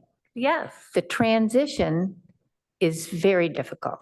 Yeah. Very difficult. And it comes right after the pandemic, where early childhood programs, whether you're in a home or you were in a center, were ghastly, horrible. The whole pandemic was horrible. But trying to run a childcare center, I was so grateful I had left directing a large childcare center by that point. That was really hard. So people were kind of struggling their way back, and now they're hit by the TK program. It's a good thing to have more public money in childcare, and hopefully it won't be here one day and gone the next. I kind of don't think that's going to happen, but it will slow down because the commitment was not just for 4-year-olds, it was for infants through, on up. Yep. So we'll see what happens. It's But I heard been you. very disruptive. Yes, I Yeah. can hear that you did hear everybody. I can Yeah. hear that. Thank you. And TK was really rolled out on the premise that children are entering school behind. The readiness gap, the learning gap is big. So let's put more money into, preparing them for school. So that's where this umbrella of universal preschool and transitional kindergarten as a strand of that Yes. came into play as let's get the 4-year-olds ready to go to K-12. But 1 year of getting them ready is merely not enough. As Rachel said, the brain starts developing at age 0. Our infants, our toddlers are Yeah. super important as well. Thank you. Commissioner Eberly? Thank you. First of all, thank you all for being here. Also, Amor, hi. So Amor and I had our kids at parents' nursery school way back in, 2010. And that's a co-op preschool here in Palo Alto. So we volunteered once a week with the kids. It was nice to hear about your program, which I knew about, but thanks for being here. First of all, question about the TK program. So I remember, I have a son who's a sophomore in high school, which means he was the first cohort of when they started rolling back the age for kindergarten. And that was the first year that transitional kindergarten was offered here. He actually went to Young Fives, but I remember that that was the first year that PAUSD offered TK. So it's actually been 12 years. So what has happened in the last few years that it precipitated? Are more families choosing TK now? Like what, or is this something that's been coming along for the last decade plus? Minka, I'm comfortable if you'd like me to. Go ahead. Okay. Hi, it's Lee again from PAC. Yes, this is a California Department of Education rollout. The previous TK that you were involved with was a offering of the school district. We have Springboard. There's a variety of different programs, the Young Fives, etc., that are being offered. It is now required by the state that the school districts have so many classrooms per census of TK. What is significantly different from one school to another school is that the state's only funding a half-day program. Some communities like Palo Alto have chosen that we're only going to do a half-day program, and we have providers like PAC who can do the second half of the day on school site. Other school districts like East Palo Alto are providing a full day program. So traditional bell system in that capacity. As of 2025, there is high expectations of the state that every school district is offering transitional kindergarten as part of their curriculum process. Thank you, Lee. That was super helpful to understand exactly what's been going on for the last decade plus in Palo Alto and in the state. Now, another thing that several people mention is obviously, and I know our commissioners have already mentioned, is how hard it's been to enroll 2-year-olds. So my question is, and maybe Lee can help answer this, since I know that she also, PAC also provides daycare, from my understanding. Is it that more families, because it's so expensive to live here, so more families have both parents working now and need full-time daycare? So the need is not so much for preschool, but for actually full-time daycare for infants and toddlers? Do we know that? Based on the data that we received from the Department of Education for Santa Clara County, Palo Alto is oversubscribed for preschools and under in licensed spots for infants and toddlers. So we're all jumping because we recognize that things are shifting and that there is a new license, and I think many of us are looking for it so that it gives us more flexibility in the future to kind of go back and forth between preschool and toddlers based off of the needs.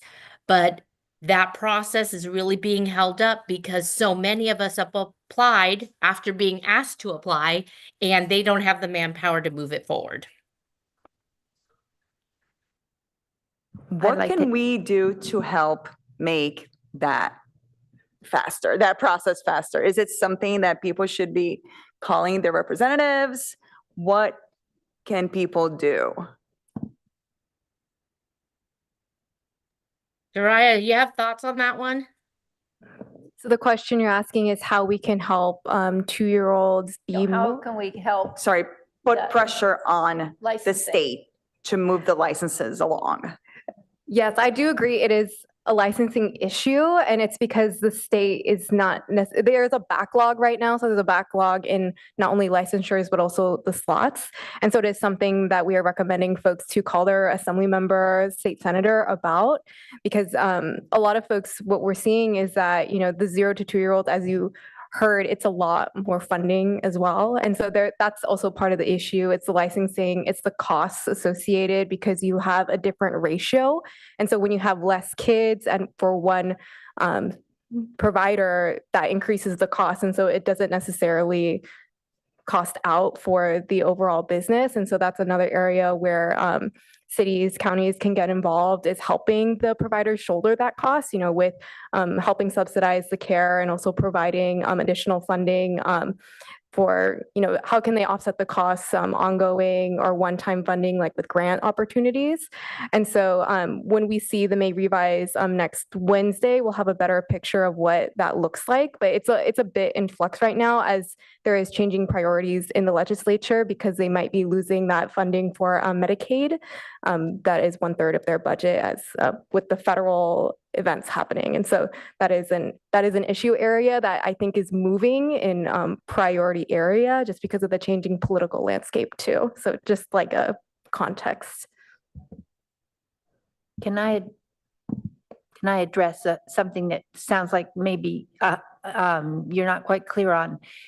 When we talk about, there used to be a difference between preschool and quote daycare. Of course, we're not really taking care of days, we're taking care of children. So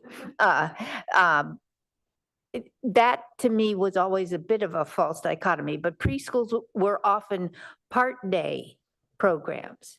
When we talk about preschool at this table, I think in this discussion, we're talking about childcare programs for 3 to 5-year-olds, which is obviously in flux. Those are full-day programs, open at 7 in the morning, close at 6 at night. They're not part-time. Now, there are some part-time preschool programs. Bing has a part-time preschool program. There are others in town. But when you say preschool, it might be part-day. It probably is full-day because I guess there are families in Palo Alto where both parents are not working, but many families have both parents working and need that kind of full day coverage. Thank you. And in that case, if they do need that full-time coverage, is it common that they would stick with the same place that could accommodate from infant through 3 or 4? Yeah, well, that depends. There are some agencies, programs that go from infants through the end of preschool, like PAC, and there are other programs. But there are some that are only infant toddler and then go to preschool. PAC's structure is that they have infant toddler programs and preschool programs, and they're all part of the same umbrella agency, and so the transition is pretty smooth. That the kids probably don't experience it that way. They're going to a different building, different teachers. So, but it's a variety. And I would just offer really quick, because also thinking of the family childcare perspective, I think of preschool more as an age, and learning can happen in any setting. And for family childcare providers, what we see the real struggle is that they're the saving grace for infant and toddler care, for care for children with special needs, or when families and children just need a smaller setting. What we see commonly happening with family childcare programs is that families tend to leave when their children start getting a little bit older because they have to now go to preschool, because that's what we're saying. And transitional kindergarten or TK is creating more of that, like that FOMO, the fear of missing out on that. I have to get my child in a TK program, otherwise they're going to miss out on their learning. And what children are really missing out on is the potential social emotional development that's so critical, especially as we grow into older adults, to be able to get along with each other. And it starts when we're young, and it starts with caring adults who are passionate about us. So I just wanted to put in a plug for family childcare programs, because really the struggle is with families, like really the fear of missing that they have to go into this academic program in order for their children to thrive and be, great adults when they reach the adulthood. what's most important for young children is to have that caring adult who can really help them develop in moments of big challenges and big emotions for little children. Oh, one quick thing to add too, I just want to also highlight that there is a teacher shortage right now, and it's also because, you know, unlicensed childcare providers might want to become licensed, but they don't understand the process how, or they don't have apprenticeship programs. So I do want to uplift First Five's apprenticeship program as well. We really encourage cities, counties to look into ways that you can help people through this process, because it is a licensure through the state, and so people may not understand it. And so that's one way to also bring in more teachers for ECE to help with that shortage. And just one last thing, and I don't know how it works, but I know that my daughter did the early childhood development pathway at Pali, and it sounds like she's got an assistant permit, some kind of certification. So I don't know. And I don't know what kind of certifications they provide if you do the whole pathway, but I know it's a very popular program at Pali.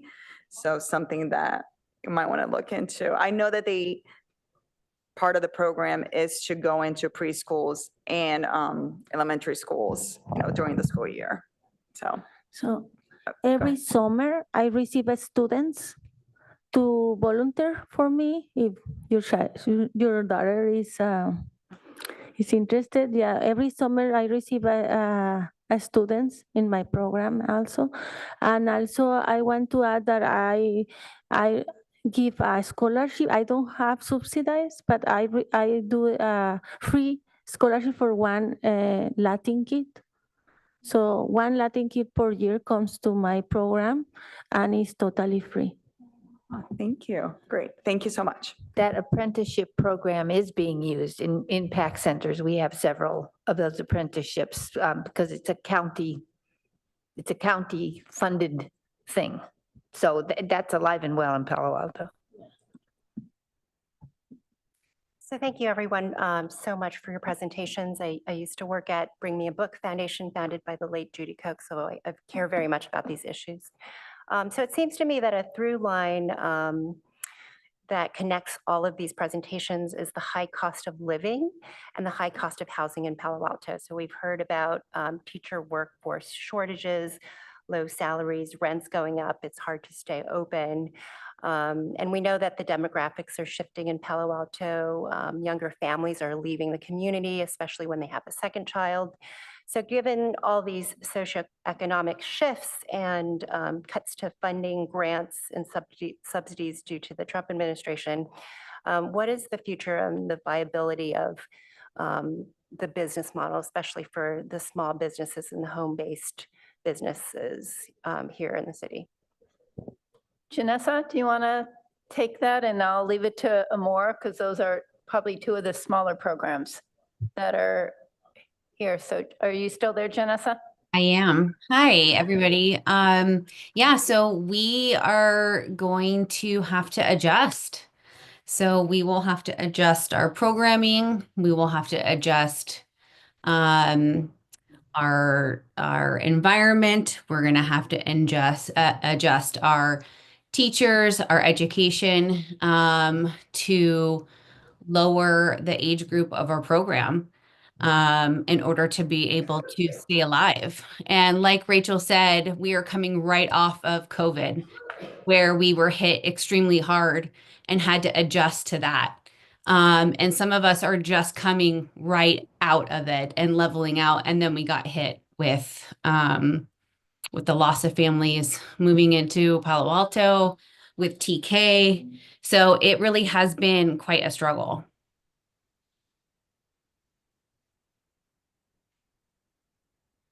So my strategies I had been doing is do a summer camp. I asked my parents who are moving to TK to come back on summer, or do a after school program, because some of the TKs are until 11 a.m. So what I offer them is aftercare, so they can continue with the Spanish immersion. And I'll just add from an employer's perspective, from the university, from where I stand. So I work with 3 different operators. We have agreements for them to operate the 6 centers on site. And one thing that's been very important for the university is to try and sustain our childcare system through COVID. And they've actually helped to fund the shortfall of the revenue coming in, tuition and the expenses for each of our operators during COVID and still to this day. That has enabled our programs to actually make the shifts within the programs to serving younger age groups as needed, because there is a huge need on campus too. We serve just the Stanford community, and so that more infants and toddlers can be enrolled over time. But it's really taken the university and leadership there to understand that if we want to serve the population and create, fully use all the classrooms to the extent we possibly can, making these shifts and then helping to fund the gap is super important. So I know I might be talking out of turn because with the university, I just have to make sure I'm okay with sharing some stuff, but some of this stuff is public and it's, important to share back as an employer. To have made that investment and commitment, that's huge. And so I just feel very grateful to be able to work with leaders at the university who understand that, who have given that funding to sustain our system. Thank you all so very much for your very detailed, passionate presentations. It is very clear, I think, to everyone on this commission, the very challenging position that you are in as you're trying to do this incredibly valuable, I would say foundational work. It is because we have childcare that we have employees for all of the businesses of Palo Alto. And because we have children that we have a vital community. And unless we make more significant investments in our children, I think, the vitality of our community really is at risk. So thank you so very much for coming and sharing your perspectives as professionals. We really appreciate it. And with that, I think we should take just a very short 3-minute break. We just have to ask oh, if there public are any comments. public comment, just in case there is, and I will look. If anybody wants to comment, either fill out a card to give to Elena or put your hand up online. I think these folks are for the next item, but Okay, we had to give the opportunity. great. All right, we'll take a 3-minute Oh, break. wait, someone did raise their hand. Okay, so Alex, you want to comment about this item? I will wait till Elena gets the clock up.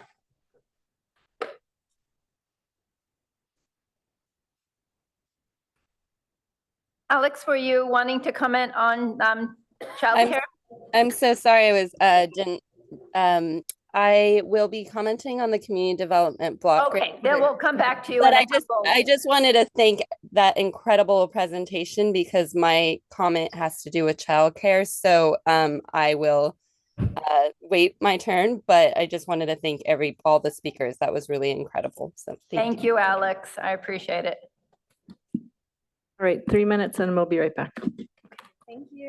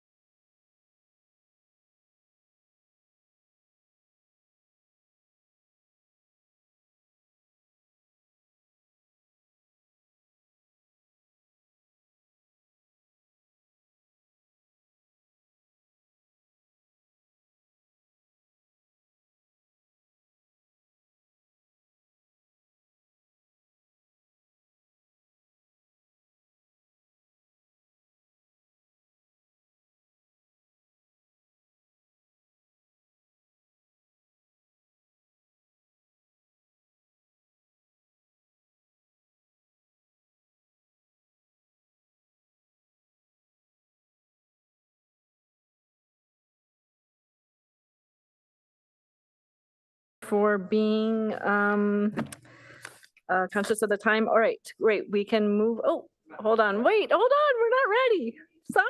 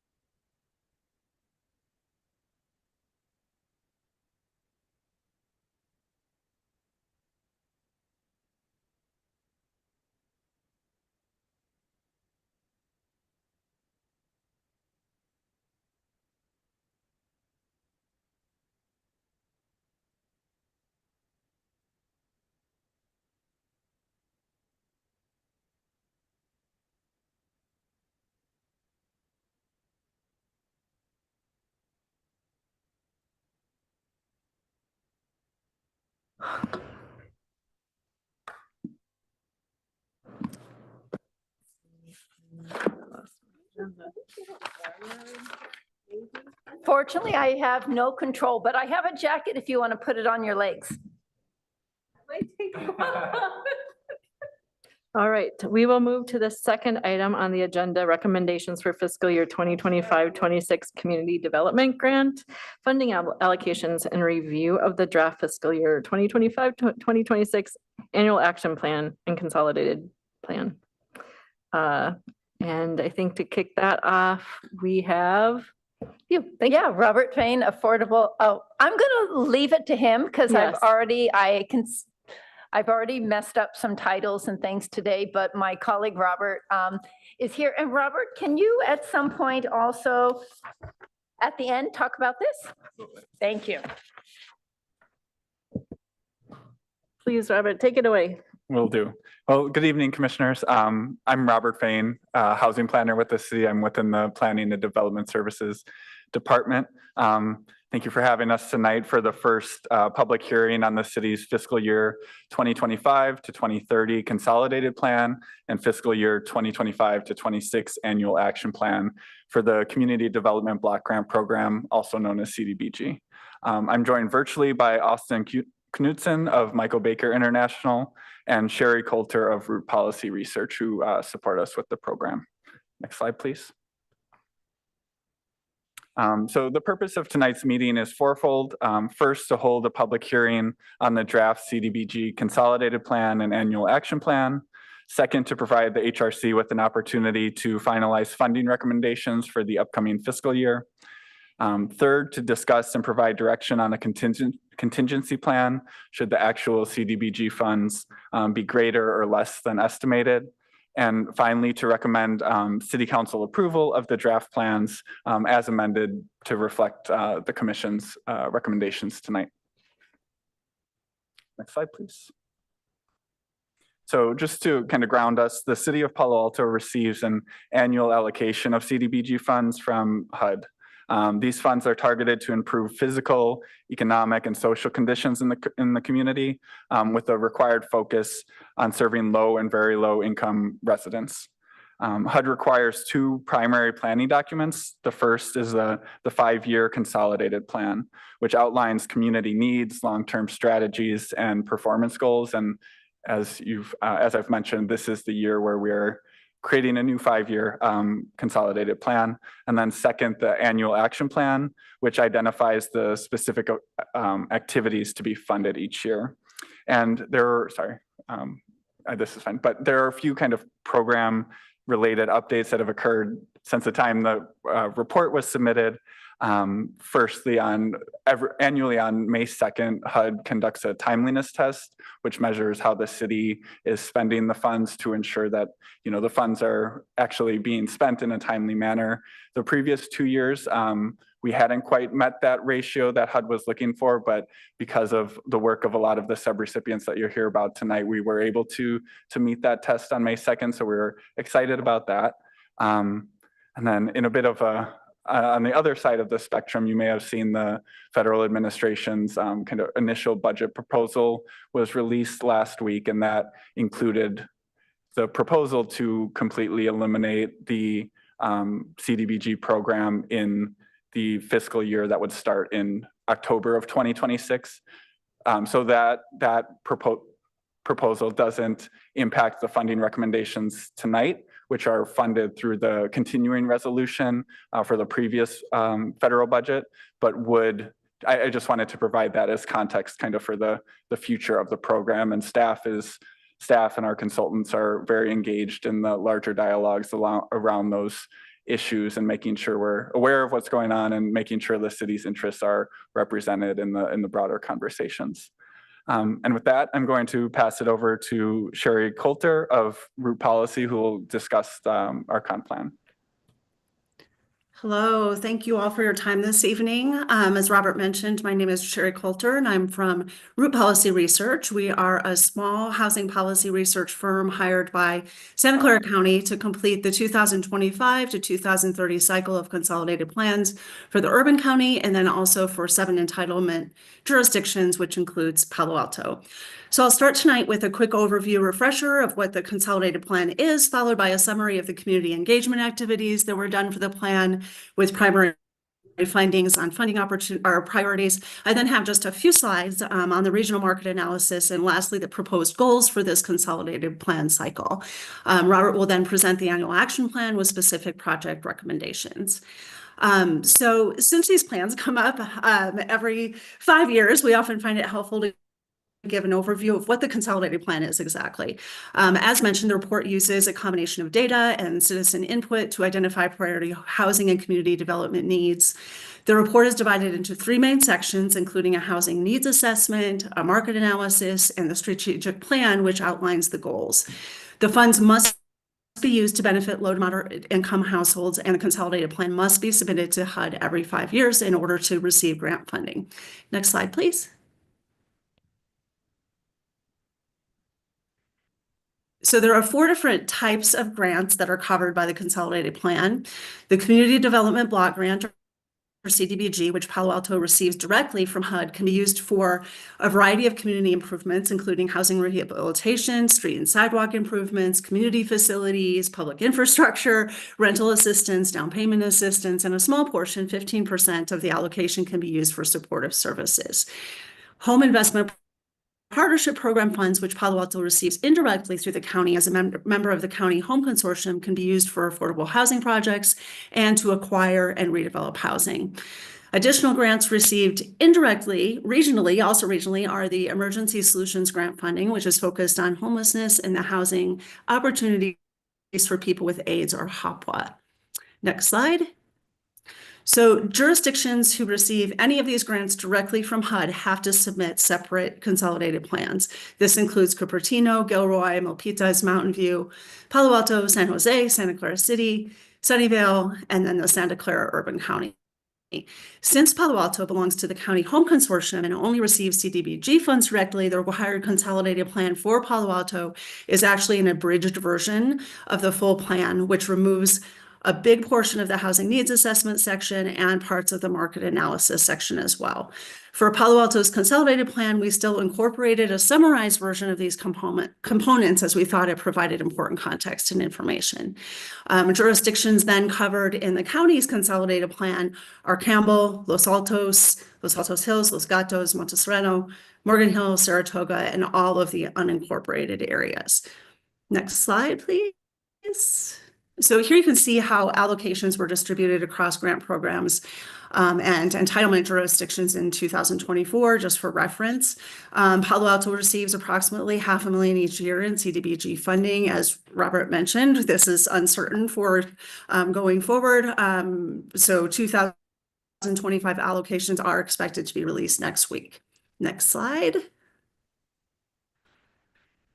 So as mentioned, a really important component of the plan is citizen participation and stakeholder consultation.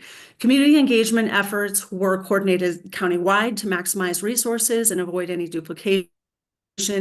We worked with Community Planning Collaborative to organize a variety of opportunities for folks to engage on housing community needs and priorities. The timing of the process occurring last October through December was not ideal, with folks being maxed out on civic participation, plus the holidays, but we were really pleased with the overall turnout that we did have, particularly from stakeholders. There was a website called Let's Talk Housing that provided general information on the consolidated plans and the process, including a video overview, links to previous plans, and opportunities to provide comments or sign up for events, and to participate in the community and stakeholder survey. The community and stakeholder survey was open from early October last fall until the end of the year. For North County, we had just over 950 responses from residents, only 34 from Palo Alto, unfortunately, but likely due to the timing coinciding with the annual Palo Alto resident survey, and 79 stakeholder respondents. The survey was available in Spanish, Vietnamese, and Chinese. We held 2 virtual community workshops with a total of 55 residents participating. Palo Alto had a flyer posted on the city website inviting residents to participate in those. We also held 3 virtual stakeholder events, which were very well attended, with 72 representatives from a variety of organizations, including city and county staff, nonprofit service providers working with unhoused residents, organizations providing legal services, childcare, services for people with disabilities, and community advocates, just to name a few. And some people even attended more than one session, which was wonderful. We had some online activities and then placed people into small breakout groups by their specific focus area as much as possible. And then through these meetings, we were able to encourage stakeholders to spread the word to their communities through email and social media to participate in the resident survey and workshops. And lastly, we also conducted several individual stakeholder interviews to discuss Palo Alto needs specifically. Next slide. So the top priorities that were heard throughout the engagement process and also rose to the top in survey responses were, of course, not surprisingly, affordable housing, rental assistance is needed, and homeownership opportunities. A lot of difficulty now navigating housing processes and accessing resources in general, emphasizing the need for individualized case management and improved systems for accessing information, knowing what people qualify for, and assistance with applications. Housing is even more complicated to find for groups with special needs, including residents with disabilities. Seniors are increasingly living in RVs, which are often in poor condition, presenting accessibility and safety concerns. Supportive services are needed for residents in publicly supported housing, including senior activities, financial counseling, food programs, digital skills, and of course, staffing to be able to provide these services. Domestic violence survivors struggle to find housing, as there are only 63 emergency shelter beds in the county, and they particularly need low barrier, safety, and trauma-informed crisis housing. More accessible workforce development programs were referenced consistently, for example, at night and on weekends, and micro enterprise opportunities and childcare, which after following that wonderful presentation, we all know is a huge need. All of these were really frequently referenced as a critical need by both residents and stakeholders. And lastly, the top critical needs identified by Palo Alto survey respondents, number 1 was childcare, followed by services for people who are unhoused and low-income households, mental health services, and better access to public transit. The appendix to the consolidated plan has a full analysis of all the survey responses and an overview of the feedback received throughout the engagement activities for people that want to do a little deeper dive into what the responses were. Next slide, please. So as part of the countywide consolidated plan process, we also did a full regional housing market analysis, which is also provided as an appendix to the plan. So some of this information was pulled into the market analysis section of Palo Alto's consolidated plan, even though it's not required for the abridged plan. So just a few slides as a snapshot of Palo Alto's housing market.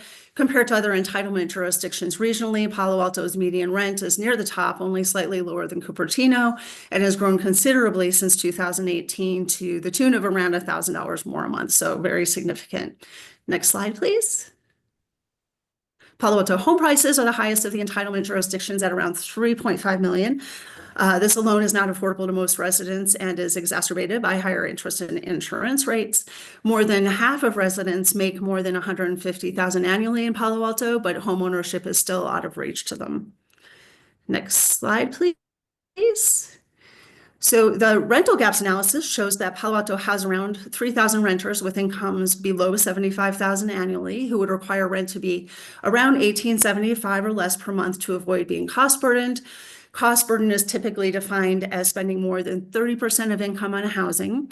There are approximately 2,000 units in Palo Alto that are affordable at this income, leaving a gap of about 1,000 units in this income range. The Consolidated Plan Market Analysis section provides more detail on housing inventory. And again, the full regional housing market analysis is available in the appendix and has some great information for anyone who's interested. Next slide, please. So this brings us to the goals that are being proposed for this next 5-year cycle of the plan. The broad goals for Palo Alto are to increase the supply and condition of affordable housing, to respond to homelessness and the risk of homelessness, to strengthen neighborhoods through investing in infrastructure and public facility improvements that prioritize safety, accessibility, and community building, to support projects that increase opportunities for workforce development, to provide supportive services to low-income households, which could include legal services related to fair housing and housing navigation services or case management. It then requires that jurisdictions also indicate how these goals will be measured, and this would be through quantifying how many homeowner housing were rehabilitated, the number of rental units rehabilitated, homelessness prevented and unhoused services provided by household, jobs created and retained, and residents provided services. So of course, the existing need far exceeds the amount of funding available through CDBG for Palo Alto, but we feel that these goals provide a broad framework that allow for a variety of projects over the course of the 5-year consolidated plan and reflect the priority needs identified during the planning process. So that next slide brings us back to Robert to present the annual action plan for allocating Palo Alto's CDB funds. Thank you so much. Thank you very much, Sherry.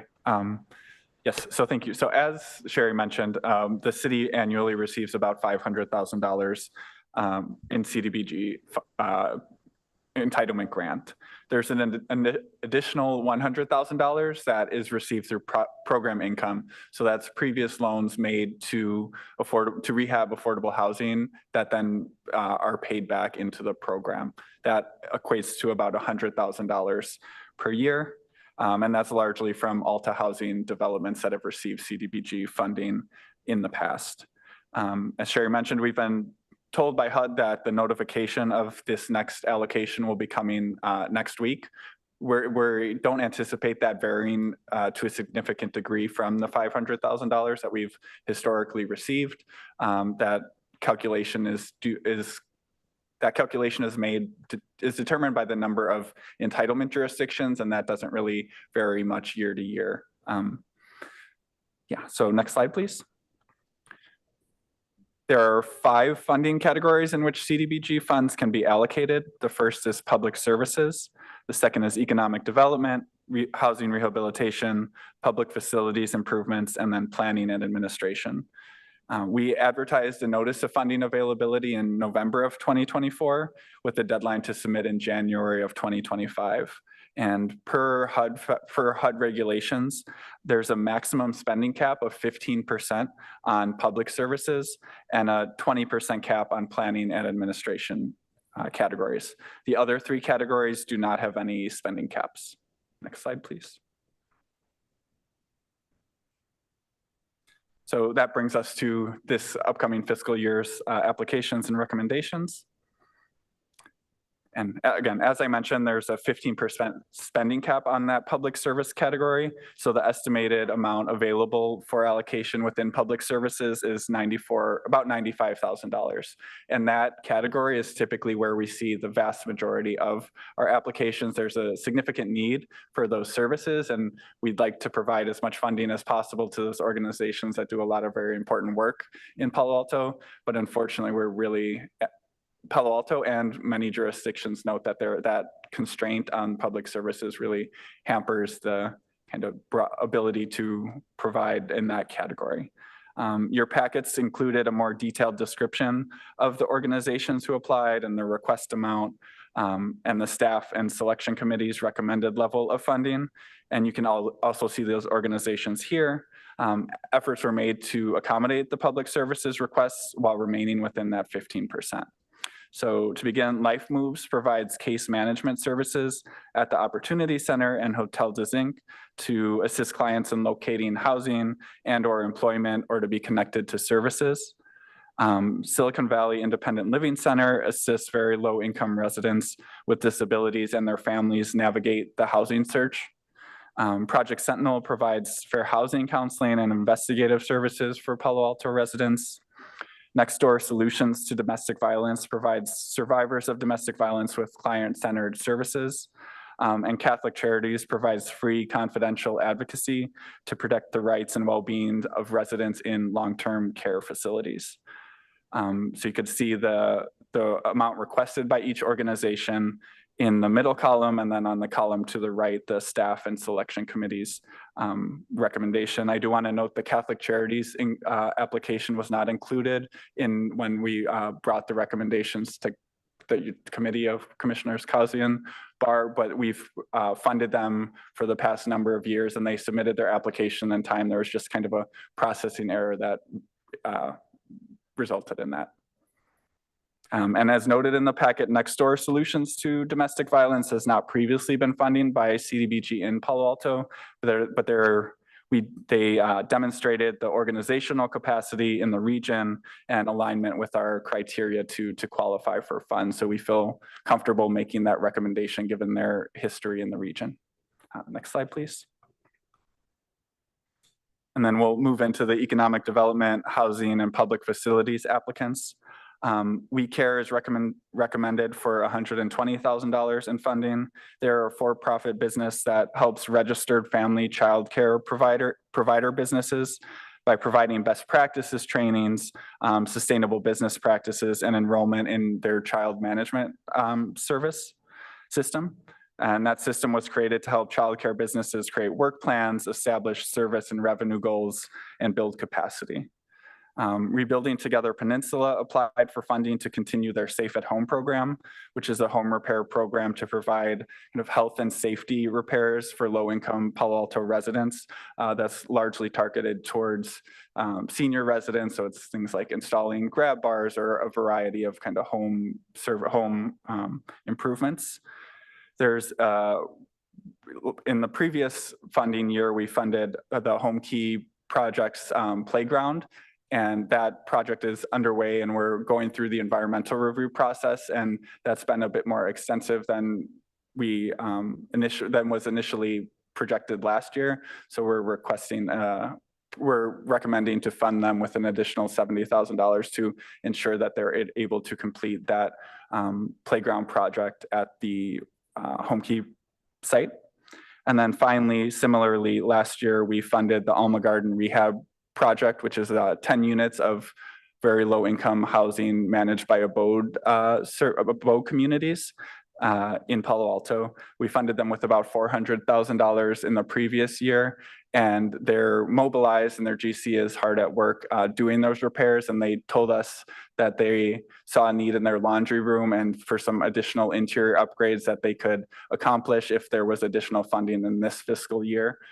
So similarly, we're recommending increasing their funding through the entitlement grant this year by about $120,000. Next slide, please. And then up to 20% of HUD's annual allocation plus 20% of any estimated program income is permitted to be set aside for program administration. For fiscal year 25-26, the city estimates about $120,000 can be used for program administration, and those funds pay for overall CDBG program management, coordination with all the subrecipients, evaluation of all the subrecipients, as well as the consultants that assist the program.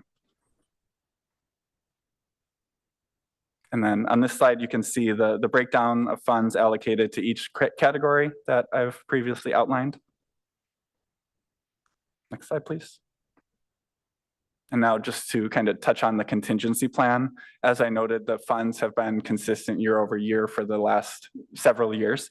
But the funding, the contingency plans that were recommended by the selection committee and staff were that if the CDBG allocation comes in higher than expected, the recommendation is to first ensure compliance with the 15% public services and 20% planning and administration categories, then to proportionally increase the share of funding for the partially funded public service applications while still remaining under that 15%.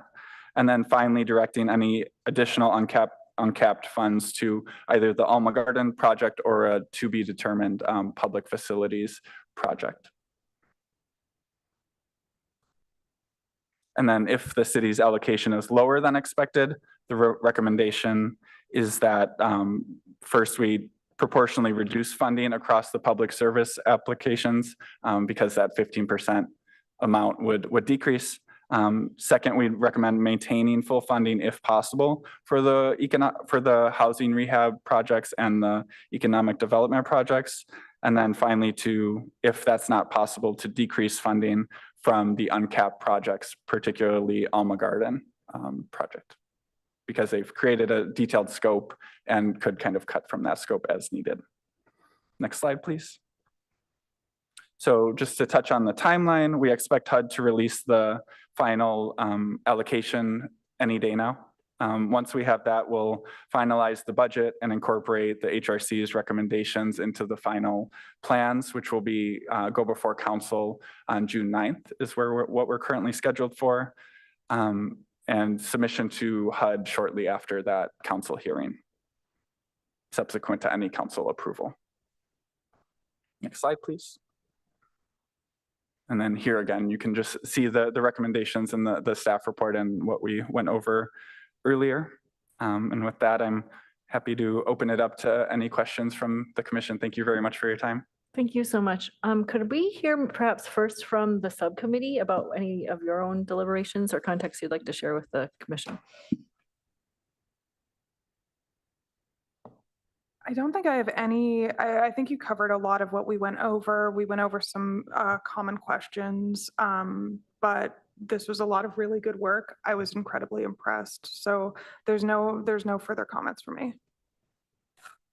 I just have one comment. There's a little bit of history that I founded the Community Working Group nonprofit, and I actually put in the application for the CDBG funds that allowed us to acquire Alma Garden.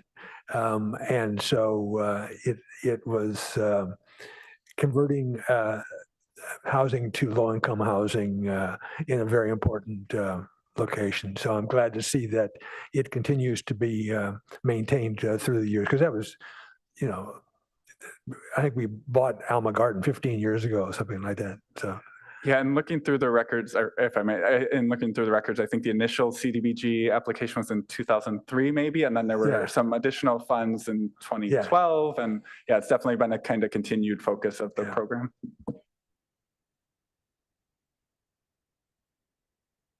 Great, thank you for that. Thank you to the staff who helped put together this tremendous report and these recommendations, and to the subcommittee as well. With that, Vice Chair, would you like to add? Sure, I've got all sorts of picky, unique questions that Minka's been fielding all afternoon. But anyway, what amazing work you've done. Thank you. And Don Barr, Commissioner Barr, you're a legend, and we thank you for everything you've done and continue to do. Here's my question. I kept going through the public service area and how many individuals were helped. And with Life Moves, they helped 350 individuals, and then they go down 25, 12, 20, and onward. I know that they're in line with what they got last year, but why weren't they like a little bit more? Because they're helping so many more individuals. That's question one. Sure. Yes, happy to answer that. And I think first of all, I think one kind of response to that question is that there may be different levels of services provided across the things. And I can't speak to that directly. Our kind of philosophy in this was largely carried from previous years, is to try to kind of meet the public service applications proportionally to their funding requests. And I think, yeah, I hear what you're saying. I think that's a valid question. There are a lot of organizations that function within Palo Alto, and we've kind of had a history of supporting them, and they've produced on what they've applied for and recommended. I don't know how the rest of the commission, but Life Moves does heavy lifting. And I don't know whether we may not even get the monies we think we're getting. So let's move on. My big question was on We Care and housing rehabilitation or rebuilding together Peninsula. And there seemed to be a straight across full funding. Talk to me. Of course. How does that happen? Yes. While our public services people get crammed down, Right. So who are helping so many people? absolutely. And I think that is largely tied to that 15% cap on the program. The public services category, we're limited to only spending that $94,000 across all of the organizations that apply. While on the other hand, the economic development and housing rehab programs are uncapped. So we have kind of the 15% of the program that the $94,000 that we have to allocate to those public services organizations. And then the rest of the funds are typically a bit harder, to be honest, to find organizations that fit within those categories that we can spend them on. Talk about that. Why is that? I was just thinking, is the cap also, Robert, because it's coming from HUD, which sees itself more as a housing support agency and these public services, they probably at one point saw as these are support services possibly for folks in housing, and that's why it might be like that? I don't know. Just hard questions. Just a reminder that the CD of CDBG is community development. I gotcha. So it is a block grant for community development, and then the services support the development. Exactly. And I think that's a question that's asked frequently by most jurisdictions that receive the funds. We're not unique in kind of the situation where we're essentially oversubscribed for applicants who are looking for public services funding. So it is a kind of annual question of how we're funding using those limited dollars to fund the public services requests. Can I have a follow-up question? And then we can do our roundtable, but just because you've already brought up We Care, I really am incredibly disappointed to see We Care funded so thoroughly. This is a for-profit company that is trying to get small public service nonprofits to use their technology, to train them in their technology, to get them dependent upon their technology. What happens when they don't have those funds anymore? I just think it's really irresponsible to be aiding a business that in the long term isn't a nonprofit using these grants.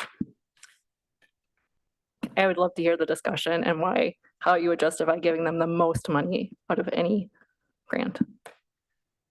We don't disagree. I'm happy to, so I think that we had discussions with other jurisdictions, and this is a conversation that is occurring at that level. I think they've produced, according to the program and in their like I said, we funded them last year and they met their goals. That was they've committed to doing that. And I think I understand the concern about funding the for-profit company, and I welcome your additions to the funding recommendations, and any suggested changes are welcome. Can I just jump in on that? So I remember We Care from last year, and it seems like they are the only whatever company that, or profit or for-profit or nonprofit organization that apply for economic development. We never have any other companies apply. That's correct. So if we don't fund them, we just don't use the money. Is that the deal? The funds could be used on any other uncapped category. So it could be, that could be a housing rehab or public facility project. Those are typically can be difficult to find. But those funds certainly could be used in a different manner. So right now, could it go somewhere else, or is there nowhere for it to go? I mean, can we just? There's give not more a money? specific project that has been an additional project within those categories that's been identified that is ready to spend the funds. We have been having a number of conversations with different city departments to try to determine what potential projects could fall within the kind of category. We funded the ADA curb ramps last cycle, and that project has wrapped up, and that was very successful. But it has been difficult to find projects that align with the kind of HUD federal regulations on what an eligible project is within the program guidelines. And if I'm not mistaken, if there's any of this allocated CDBG money that is unspent at the end of the year, that amount is reduced from the next year's allocation. So I think the way that kind of typically, we would have to reallocate those funds within a certain number of years. There have been projects that have been canceled in the past that those funds aren't necessarily immediately returned to HUD. We could reprogram those funds through an amendment to the plan. Yeah, that would be my strong recommendation. We have issues with Alma Gardens. Couldn't we give them a larger allocation and a lesser allocation for the for-profit company? I mean, it seems to me that, our apples and oranges are a little mixed up. And these are both no cap possibilities.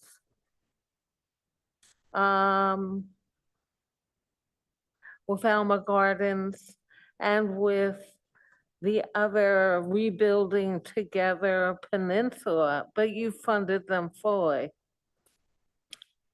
So that's certainly a recommendation that you all can make. And I'm in regular conversations with the team working on Alma Gardens. And I think this $120,000 kind of amount were the responses to the notice of funding availability that we put out were, like I said, oversubscribed in public services, but then undersubscribed in the other uncapped categories. So the staff approached Alma Gardens team and kind of had a discussion with them, saying that there are additional funds that may be available if you have scope and are able to complete that work. So those conversations have happened, and your recommendation could certainly kind of continue those conversations to a greater tune if that would be a recommendation. Now, correct me if I'm wrong, but they need to also spend the money, correct, within the year. So you have to fund and they have to spend it. That is correct. So that can also be a challenge. Right. Now, why do you think that there are no other applications for economic development? What's the difficulty? So I can't speak directly to the lack of economic development programs. I don't know if Austin Knudsen is on the line. Elena, he might, okay. I think our consultant has a little baby at home, so he may have had to jump off. I apologize, but I could speak to the housing rehab projects in particular, and I think Alma Gardens, that's why we have wanted to provide additional funding. They've been able to kind of find the sweet spot of a project that is small enough to make this program work for it. Typically, I've had discussions with other affordable housing owners and developers in the city, and a lot of the compliance requirements that are tied to CDBG funds, think labor and things like that, just make it infeasible given the relatively low amount of funds that are available. So they said, they could do a project for roughly $1 million or $2, but a rehabilitation project for $300,000 or $400,000 just doesn't pencil because the labor requirements and such are quite extensive.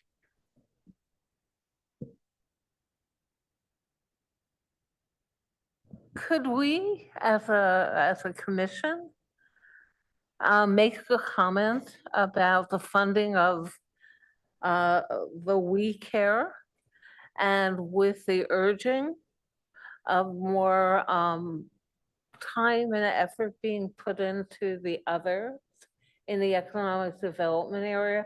Would that, John, would that be okay? I'm not going to oppose that. Okay. In the initial assessment, that it sounded like there was substantial public benefit from the work of We Care. And yes, they were for profit, but the type of work that this was supporting had substantial public benefit. So that was my, Okay. I don't know if that was your view also, Katie. I told you to come prepared with questions about it being a for-profit. Can anybody answer, is this only the second year that we've funded them? I think it's at least the third. It's at least the third? It's a third. It might even be the fourth. I will say this much, though. We did hear from Amor, from Mi Casita, from today, and it does seem like We Care provides a service that these small childcare providers do need. I mean, she said that, she could use help with that. So. Yeah, But I was she's not using it, right? I don't know. I mean, but it's she's a for-profit business. So I'm assuming we're not funding a for-profit business to help for-profit businesses. Right. I don't think all the family child care providers are for-profit businesses. Yeah, that's what I'm saying, but I don't know that the We Care is to help. Is it So to help? Go ahead. No, so it's to support the economic development of micro enterprises. Oh, So those okay, wouldn't okay, necessarily be okay. for-profit Sorry. organizations. Yeah. Okay. So I think the kind of Okay. that So it nature is of the to help program. small Yeah. businesses. Okay. Right. I mean, the way it's to help small childcare providers do all the business side of it, basically.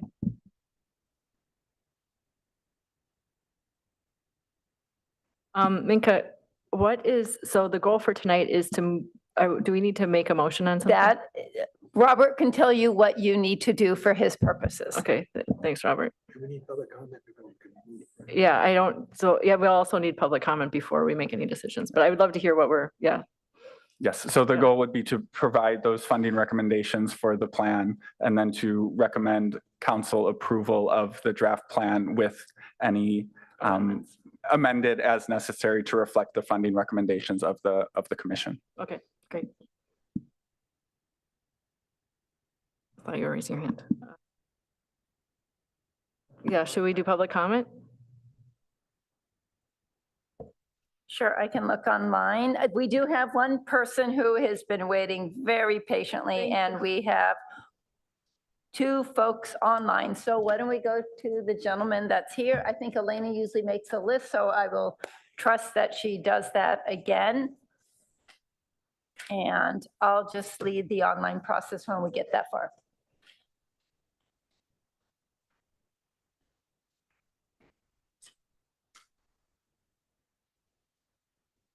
Hi, good evening. My name's Greg Bernard. I am the Director of Programs for Rebuilding Together Peninsula. I'm also a longtime resident of Palo Alto, living in the Evergreen Park area for over 30 years, sorry. Our mission is to repair homes, revitalize communities, and rebuild lives. We are a nonprofit, and we help people that have little to no income, disabilities, elderly, veterans, and traditionally marginalized residents, so that people don't have to choose between paying for groceries and living in a safe and healthy homes.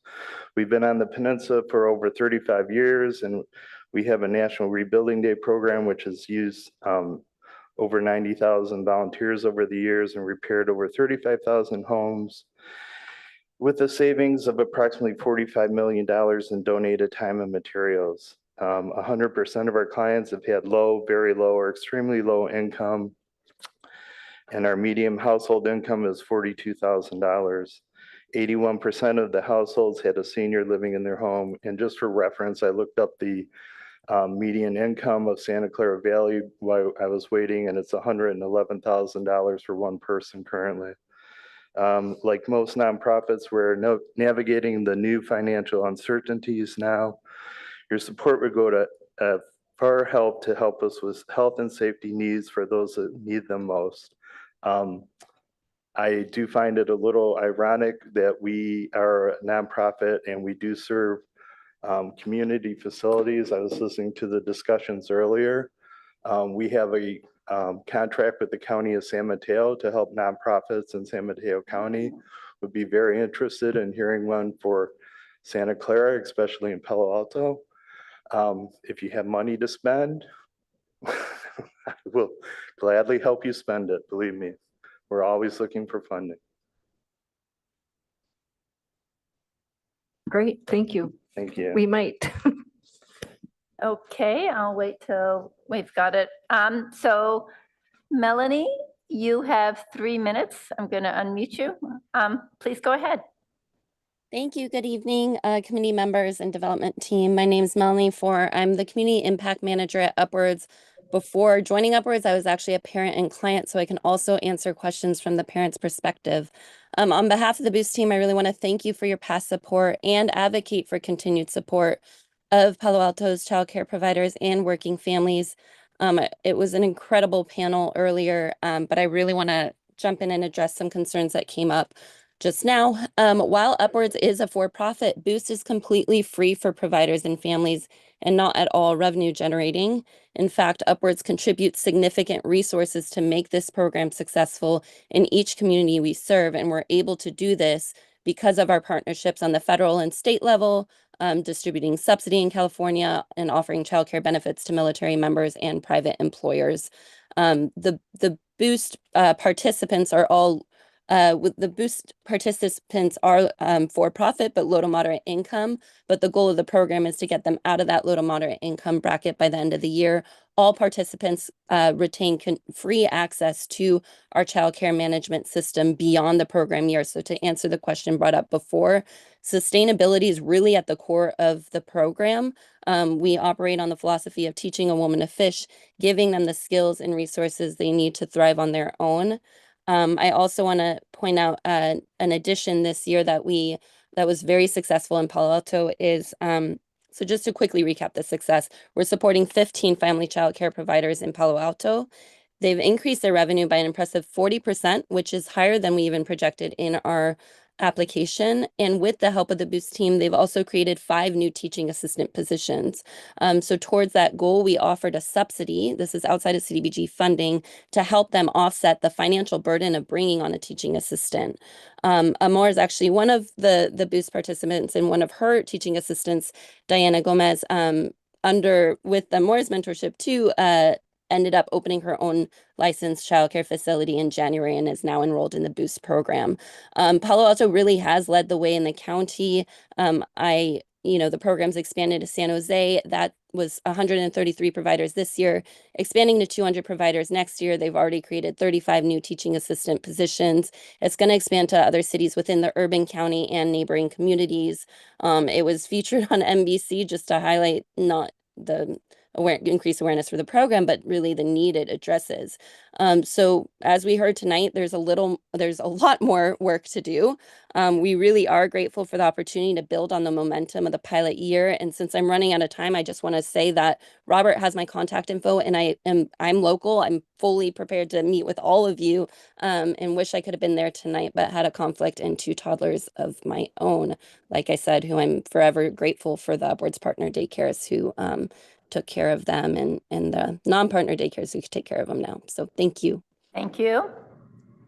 The next speaker is Sherry Burns. Sherry, go ahead, please. Thank you so much. Good evening, Chair Stimler, members of the Human Relations Commission and development staff. My name's Sherry Burns, and I'm the Executive Director at Silicon Valley Independent Living Center.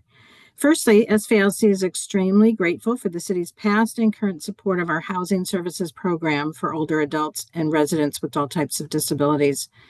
Through our CDBG-funded housing program, we've been able to assist very low-income Palo Alto residents with disabilities annually with increasing their knowledge about affordable, accessible housing opportunities, how to increase their credit scores, how to apply for open subsidized housing wait lists and apartment rentals, and with understanding tenant and landlord laws and rights so that they can obtain a place to call home and stay successfully housed.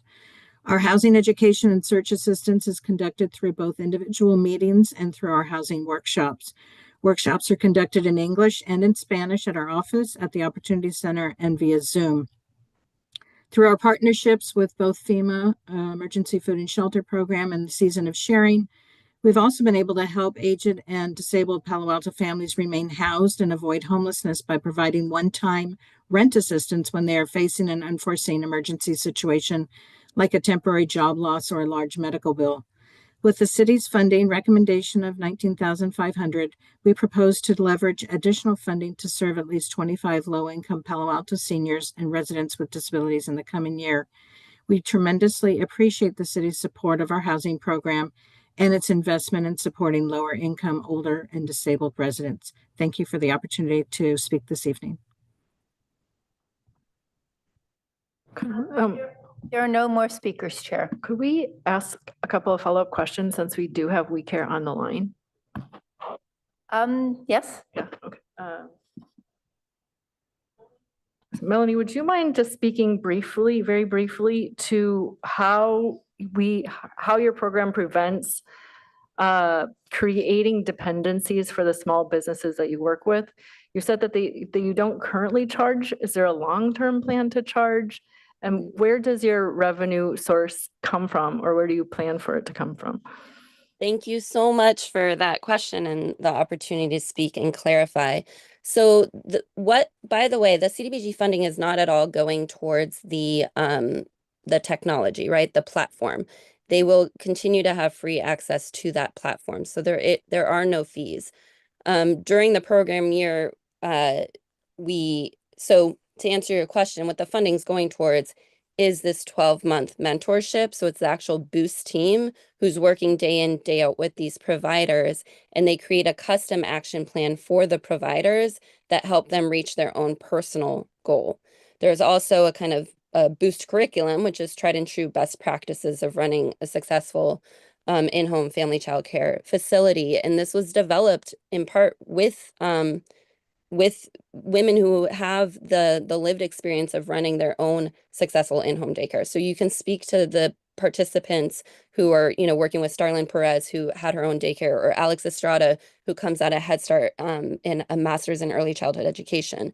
So they're really giving this customized support, and it can range from, the marketing materials they need, like flyers or logos or anything like that, to like I mentioned, the teacher assistant subsidy to try to get over that initial financial hurdle of hiring a teaching assistant. So the funding is going to support the team, and they are backed by financial specialists who can help give tax advice, for example, like I mentioned, the marketing specialists, and then of course the tech specialists.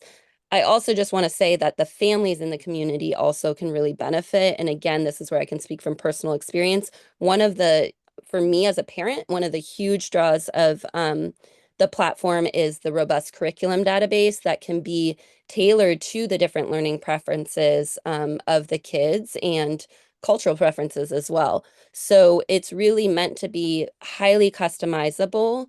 And the idea is that they'll learn by doing over the course of the program year so that they can continue to be successful long after that program year.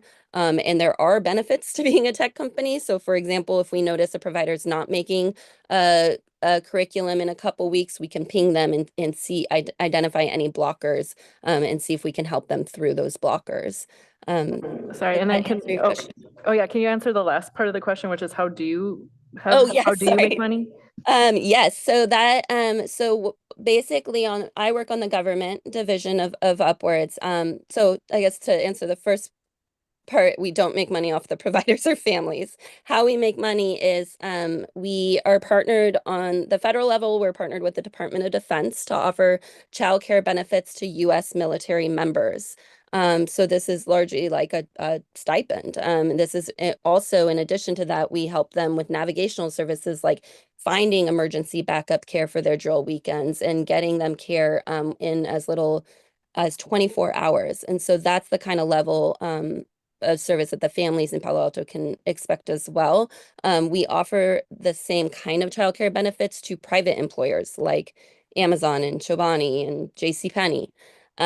So that's the main, and then in addition, I should say on the government side, we also distribute subsidy in the state of California, specifically LA County and Kern County. But that is another reason we focus so much on supporting family-run in-home family child care providers, because they are more likely to accept subsidy, especially we're trying to improve how fast they get paid to address that blocker as well.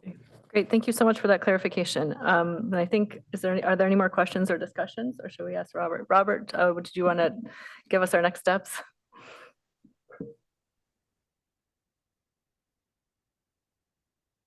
Sorry, I thought it was a microphone. Yes, to provide any edits to the funding recommendations that were presented in the staff report. And then with those recommendations, with those funding, either recommending the funding allocation as it was presented in the staff report or making edits, and then recommend that package be recommended to City Council for approval in June.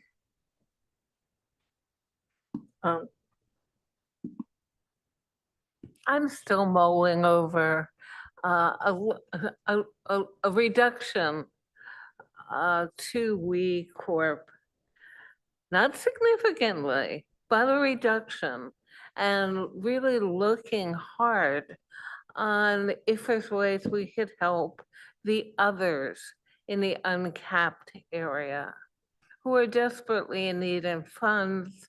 And given the federal restrictions that are coming, the nonprofit partners are going to be hit very hard.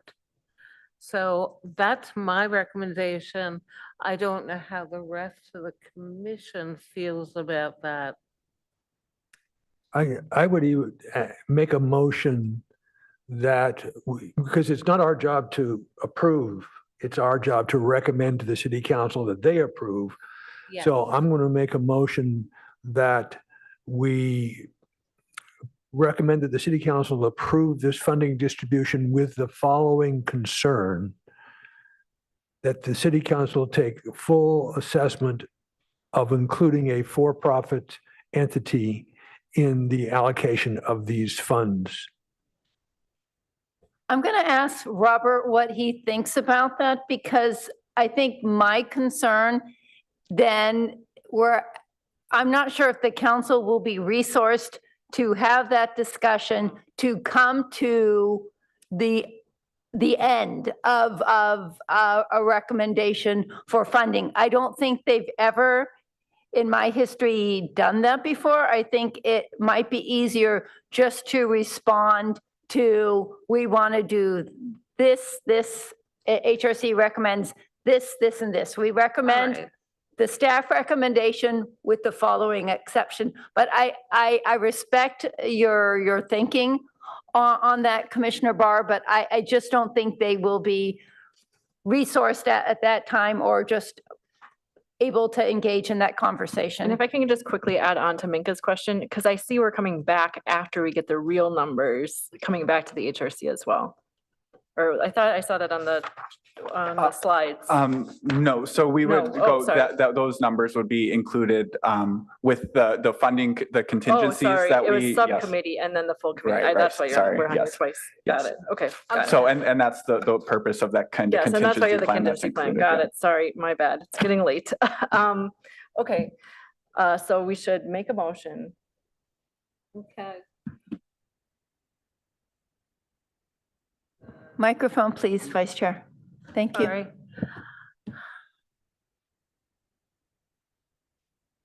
I'm thinking. So the draft that I have up is just based on the recommendations that were made by Robert and his team. So please, change it as needed, but this is just for you to have a base to work off of.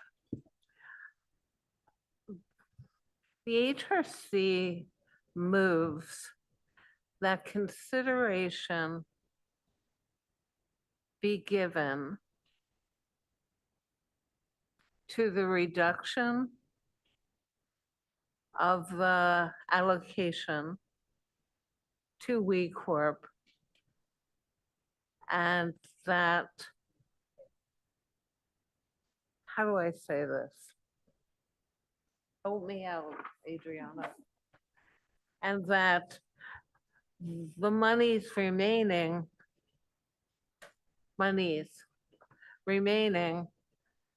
be allocated to the other uncapped entities with special emphasis on Alma Gardens, period.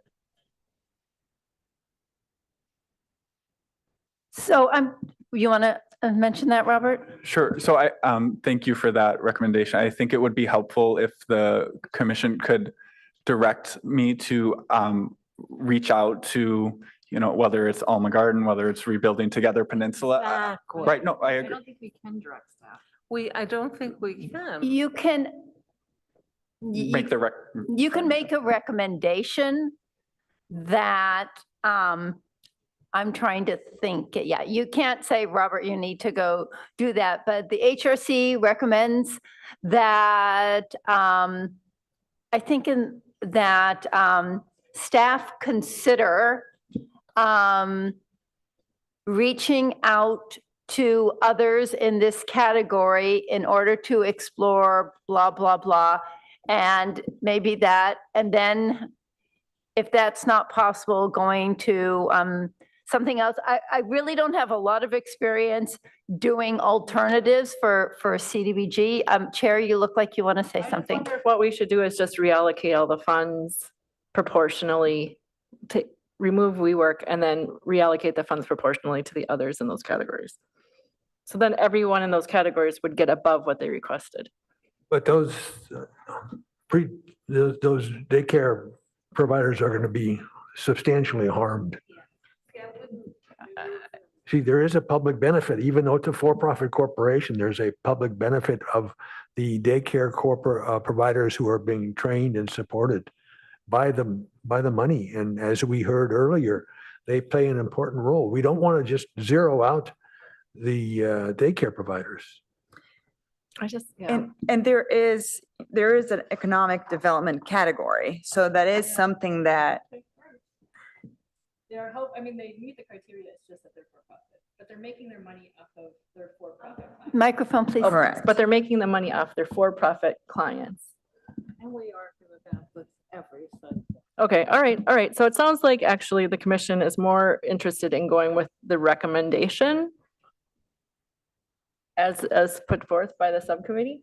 See, that's why I said, consider the reduction.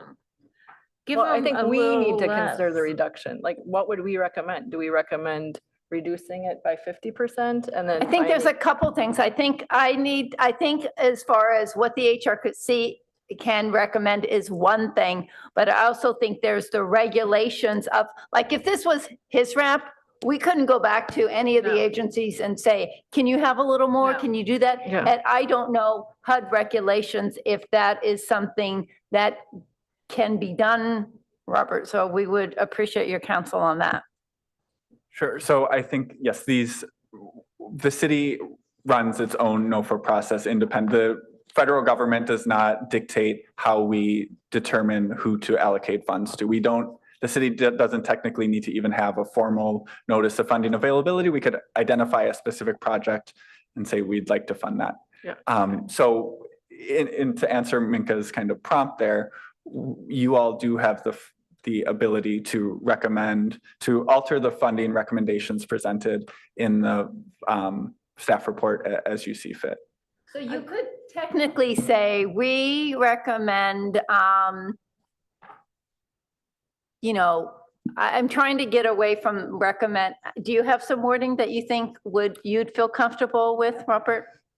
I think the one alternative would be to recommend that staff inquire about the need for additional funds for eligible activities from applicants within the uncapped category.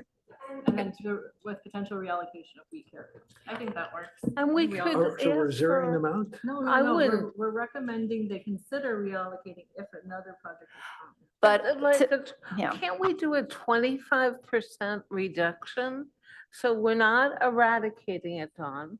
Yeah, so Okay, that's. and then the reallocation can be spread among the other applicants. Yeah, I would support that a 25% reduction to them, yeah. So here's May I- my thought. sorry. Oh, so go ahead, Commissioner, sorry. That's Go okay. ahead. No. My question is, there's a specific category of economic development. Historically, have we gone any, I don't know, not profits that help with economic development, or is it usually a for-profit? No, so I know over the last, say, 3 years while we've been funding We Care that they have been the sole economic development CDBG category applicant. And before that, the money was going to Downtown Streets team. And there was some logistical behind the scenes that I don't feel competent to talk about, but they no longer qualified in the economic development category. So it was going to DST, and before that, I don't recall. So here's, sorry, Katie, were you about to say something? Commissioner Causey?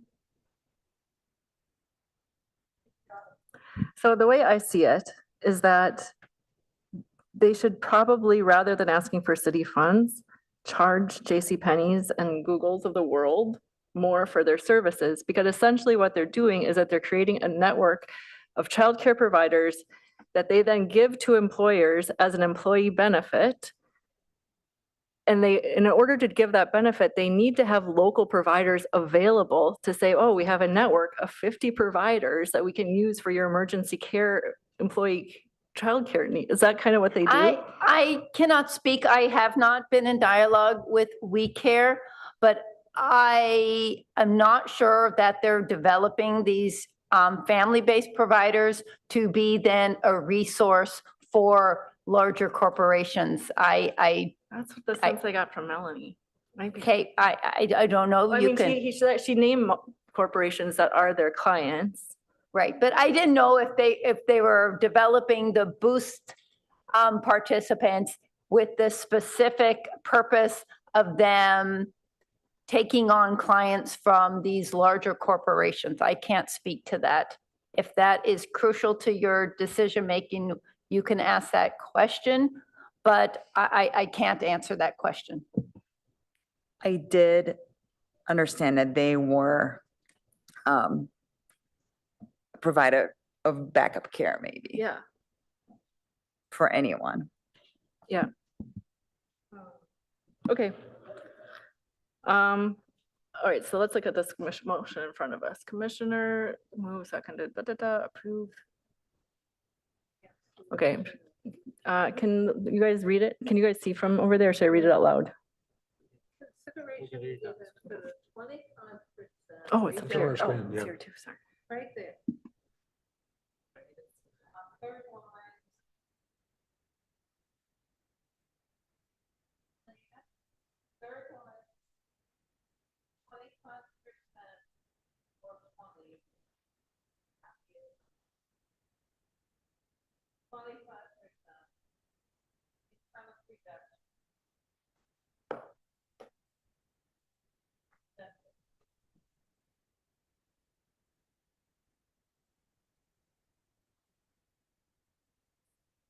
I think what you need to put in there is,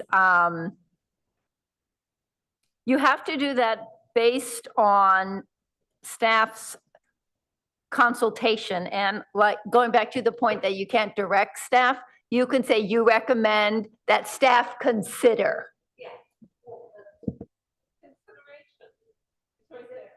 We recommend, we recommend their consideration. That's it. Yeah, you recommend city council, but what that does is, at least how I read it, that it goes to city council and city council tells staff to consider it. I think what you're asking, that I can't say that's timeline how that happens. It sounds like you're asking, like Robert to go have these other conversations before it goes to council and giving the, and then he would go to council and say, this is what I found out, and therefore the HRC's recommendation is X. So your recommendation might a couple of qualifiers, and then Robert would go forward with the one that is the final product of that. So like I said, this Your understanding of the business model is right. I just checked on mine. Oh, I am right. It Yeah, is so they're spot using this on, to reduce actually. their prices to get It's more like corporate. price Can you, rising or what? microphones please, and I just Sorry, realized sorry, I didn't have mine on as well. Oh, it's okay. So he looked it up on, Sridhar, do you want to, or Commissioner Carmen?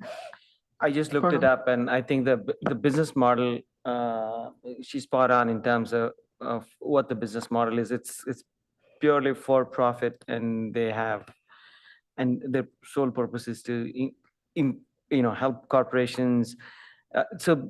Or TLDR, they're a marketplace for corporations to provide childcare.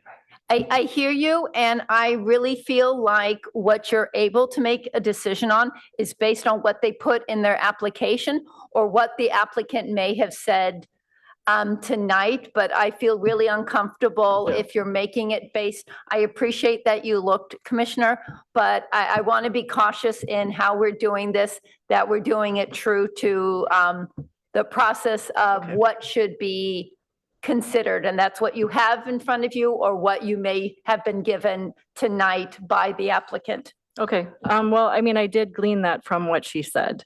So I think he's that just is confirming fine. that what was said, my understanding was correct, which is that they make money primarily by selling an emergency backup or whatever employee childcare benefit that requires them to have childcare. So to me, it's like, it's tough because I think that, I don't want to be reducing the cost of providing that benefit to corporations, which I think we might be subsidizing the price of their service, because if we don't pay for this, they're still going to have to do these things. And in order to do them, they are going to have to raise the prices that they would then pass on to the corporations who are their customers. Given the text that's below the line, I would like to move that we approve this, that I would move that the HRC recommends the City Council approve the Community Development Block Grant Draft Fiscal Year 25 to 30 Consolidated Plan, and the HRC recommends the City Council approved the CDBG Draft Fiscal Year 25-26 Annual Action Plan with staff consideration to be given to a 25% reduction of allocation to We Care upwards, and that the monies remaining be allocated to the other uncapped entities with special emphasis on Alma Gardens. Great. So Commissioner Barr, you move? I move that. Second. And I Commissioner just Kraus have one seconds. question for Robert. Does there need to be a recommendation on the contingency plans as well?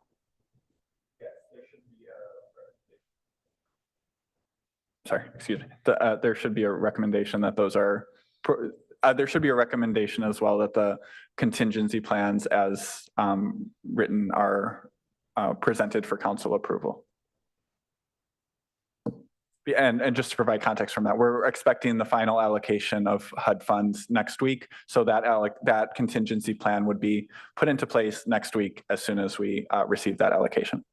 Elena, can you add that, please? Thank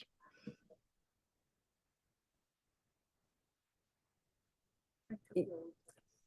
With direction, please, on if you approve it as it is written. Yeah, I think we approve of the contingency. Well, we haven't moved this yet, but we want the contingency plans as they are laid out by the staff recommendation. Is that right wording? The commission also recommends that city council, yeah. I think that might have to go after the action plan because the action plan is related to the contingency plan is related to the action plan.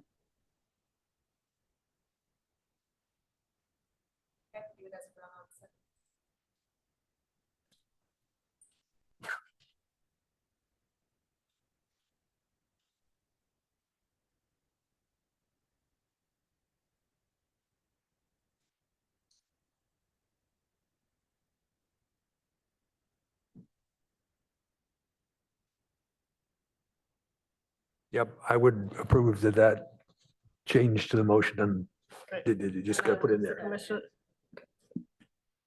then can we get a vote? Just a moment.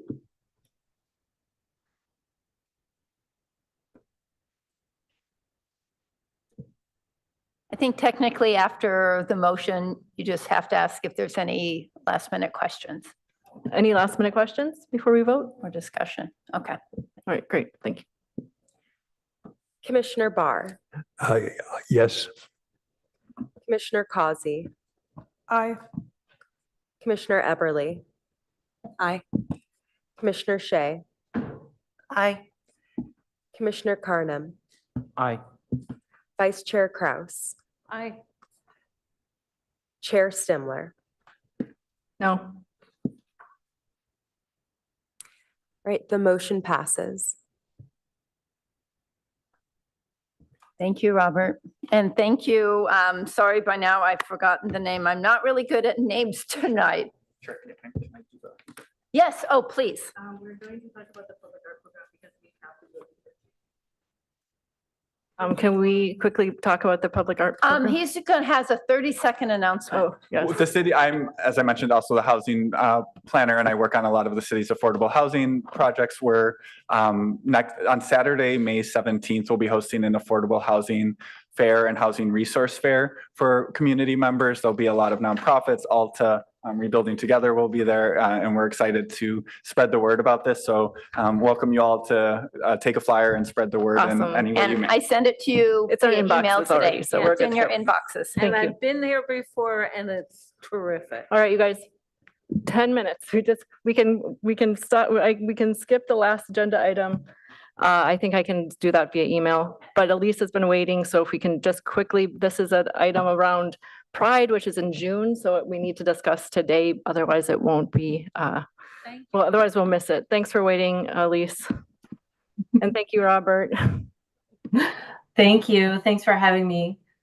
My name is Elise DeMarzo. I'm the director of the Public Art Program. I'm thrilled to be here this evening to give you a brief update on where we are with the King Artist Residency and invite you to participate in a couple of events that we are working on for June for Pride.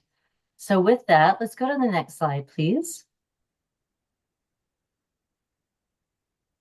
So just to give you a brief overview, the King Artists in Residence each choose a topic they choose their own topic. So for instance, Rios Magos was focused on the Latinx experience as first responders during COVID.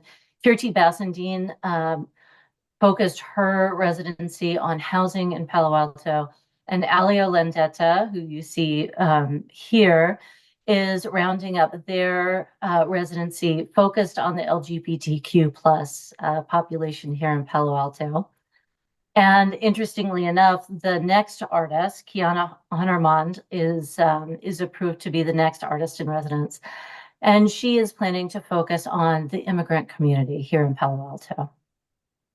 So let's go on to the next slide because we have a little bit of eye candy to share with you. And I'll talk a little bit about Alio's residency and time. So the whole project really initiates with 6 months of community engagement. And so during that time, Alio really worked with archival materials, interviewing of youth, elders, various partners. And with the demographics, Palo Alto surveys highlighting key challenges faced by the LGBTQ plus community, including underreported demographics, mental health struggles, and safety concerns. Community partners included wellness centers, support spaces, youth programs, research initiatives, libraries, and senior services, supporting the LGBTQ plus community across all ages and needs. There was robust public programming. The community events included a series of workshops, studio visits, open forums, and meetups aimed at fostering engagement, artistic expression, and dialogue within the community. Other community engagement has involved workshops, meetings with stakeholders, studio visits, and the queries hotline. You see the poster here that was posted throughout the city, aiming to foster connection and gather insights from the LGBTQ plus community in Palo Alto. And challenges and opportunities. So key findings highlighted a lack of representation, some hostility and trauma for the LGBTQ plus individuals in Palo Alto, underscoring the need for safe spaces, identity affirmation, creative expression, visibility, intersectionality, and community connection. So, Alio undertook all of these interviews, community engagement in various ways, and worked very deeply with the archives and spent a lot of their time at the Coverly Artist Studios, really digging into those archives and those images and creating these drawings. So you see the image with the blue square behind it are some of the drawings that were created as a result of that. So those are a mixture of contemporary drawings of people who've participated and archival, all created in a way that it also respects their anonymity while giving some visibility. So this is the actual mock-up of the piece that will go up on King Plaza. The piece at its tallest point is a little over 6 feet tall and 8 feet in diameter. So you can walk into the center of it. There's a small bench there. And there will be a QR code so people and information so people can continue to call the queries hotline and share with the queries hotline what do you wish people in Palo Alto knew about being queer in this community? And some of that, I think, because of the anonymous nature of the queries hotline is pretty striking and unfiltered. So there's elements of that. There will be an audio piece to this sculpture on the inside, but there's also written narrative and pieces. And I don't want it to sound all negative. There's also a lot of queer joy in what Alio found here. So what we are working on is an exhibition at Rinconada Library, which is some of the paintings and the pieces that Alio worked on with that community engagement, a lot of it based on the archives. And so we would like to do an artist talk, a roundtable there, probably in early June. We're still working on dates, so I hate to throw out tentative dates when they're not secured yet. And then the sculpture should be installed hopefully around June 13th or so. We have some things to iron out, so there's a little wild card there. But we would like to have an opening celebration on the plaza, and we're thinking it should be something that's joyous, that's a dance party, something of that nature there. And so we really wanted to come to you and just let you know what we're up to. And my understanding is that the HRC did have as part of your work plan to be involved with some sort of Pride event. And so it's an invitation to come join us, come be involved, help support in any way you can. So with that, I think the last slide is just my information. So you could reach out to Minka or myself if you have thoughts or ideas about some of the programming, and certainly would appreciate each of you helping us get the word out and definitely come and participate. And with that, I'm open for any questions you may have. Great, thank you. Elise, do you need anything specifically from the HRC? Or you would just like to invite us to participate as It participants? is just an invitation. That is all I am here for. Easy, okay. Well, thank you for the invite. Very exciting. It's great to see. One of the things we've been exploring is how to have a Pride event in the city, and it sounds like we may have one this year, maybe two. So that's wonderful. Thank you so much. Right. Are there any other questions or comments from other commissioners? All right, great. Thank you. And thanks for staying so late. I know we've been running over.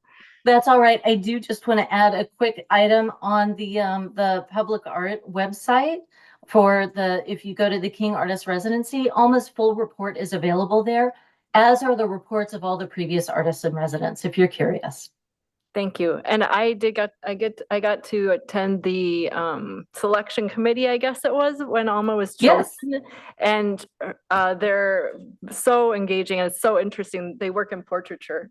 So highly recommend it. It should be really exciting. Great community event. Thank Wonderful. you. Thank And you. with that, I will move the last agenda item to an email. Unless we don't have to do public comment if we don't do it, right? Yeah. Oh, is there any public comment on this though, as it was an agenda item? It is an agenda item. Yeah, no, I was saying, so is there any public Yes, comment? does anybody want to have public comment on this? No. Okay, and then we'll move the last item to, I'll just send an email afterwards. But, oh, yes, I am closing the meeting. Well, I think we can skip commission unless anyone has commissioner reports. So the only thing I will do is after this, I will send an email just asking everybody to please meet with your subcommittees in preparation for our next meeting. I know a lot of the subcommittees were on hold while we were waiting for reassignments. And one edit to the subcommittee list, I think that has been shared with you already, is that Commissioner Carnum, thank you. Commissioner Carnum will be taking my spot on the Public Health Subcommittee with Don and Commissioner Shea. Thank you. All right. And with that, we will close this meeting. Thank you.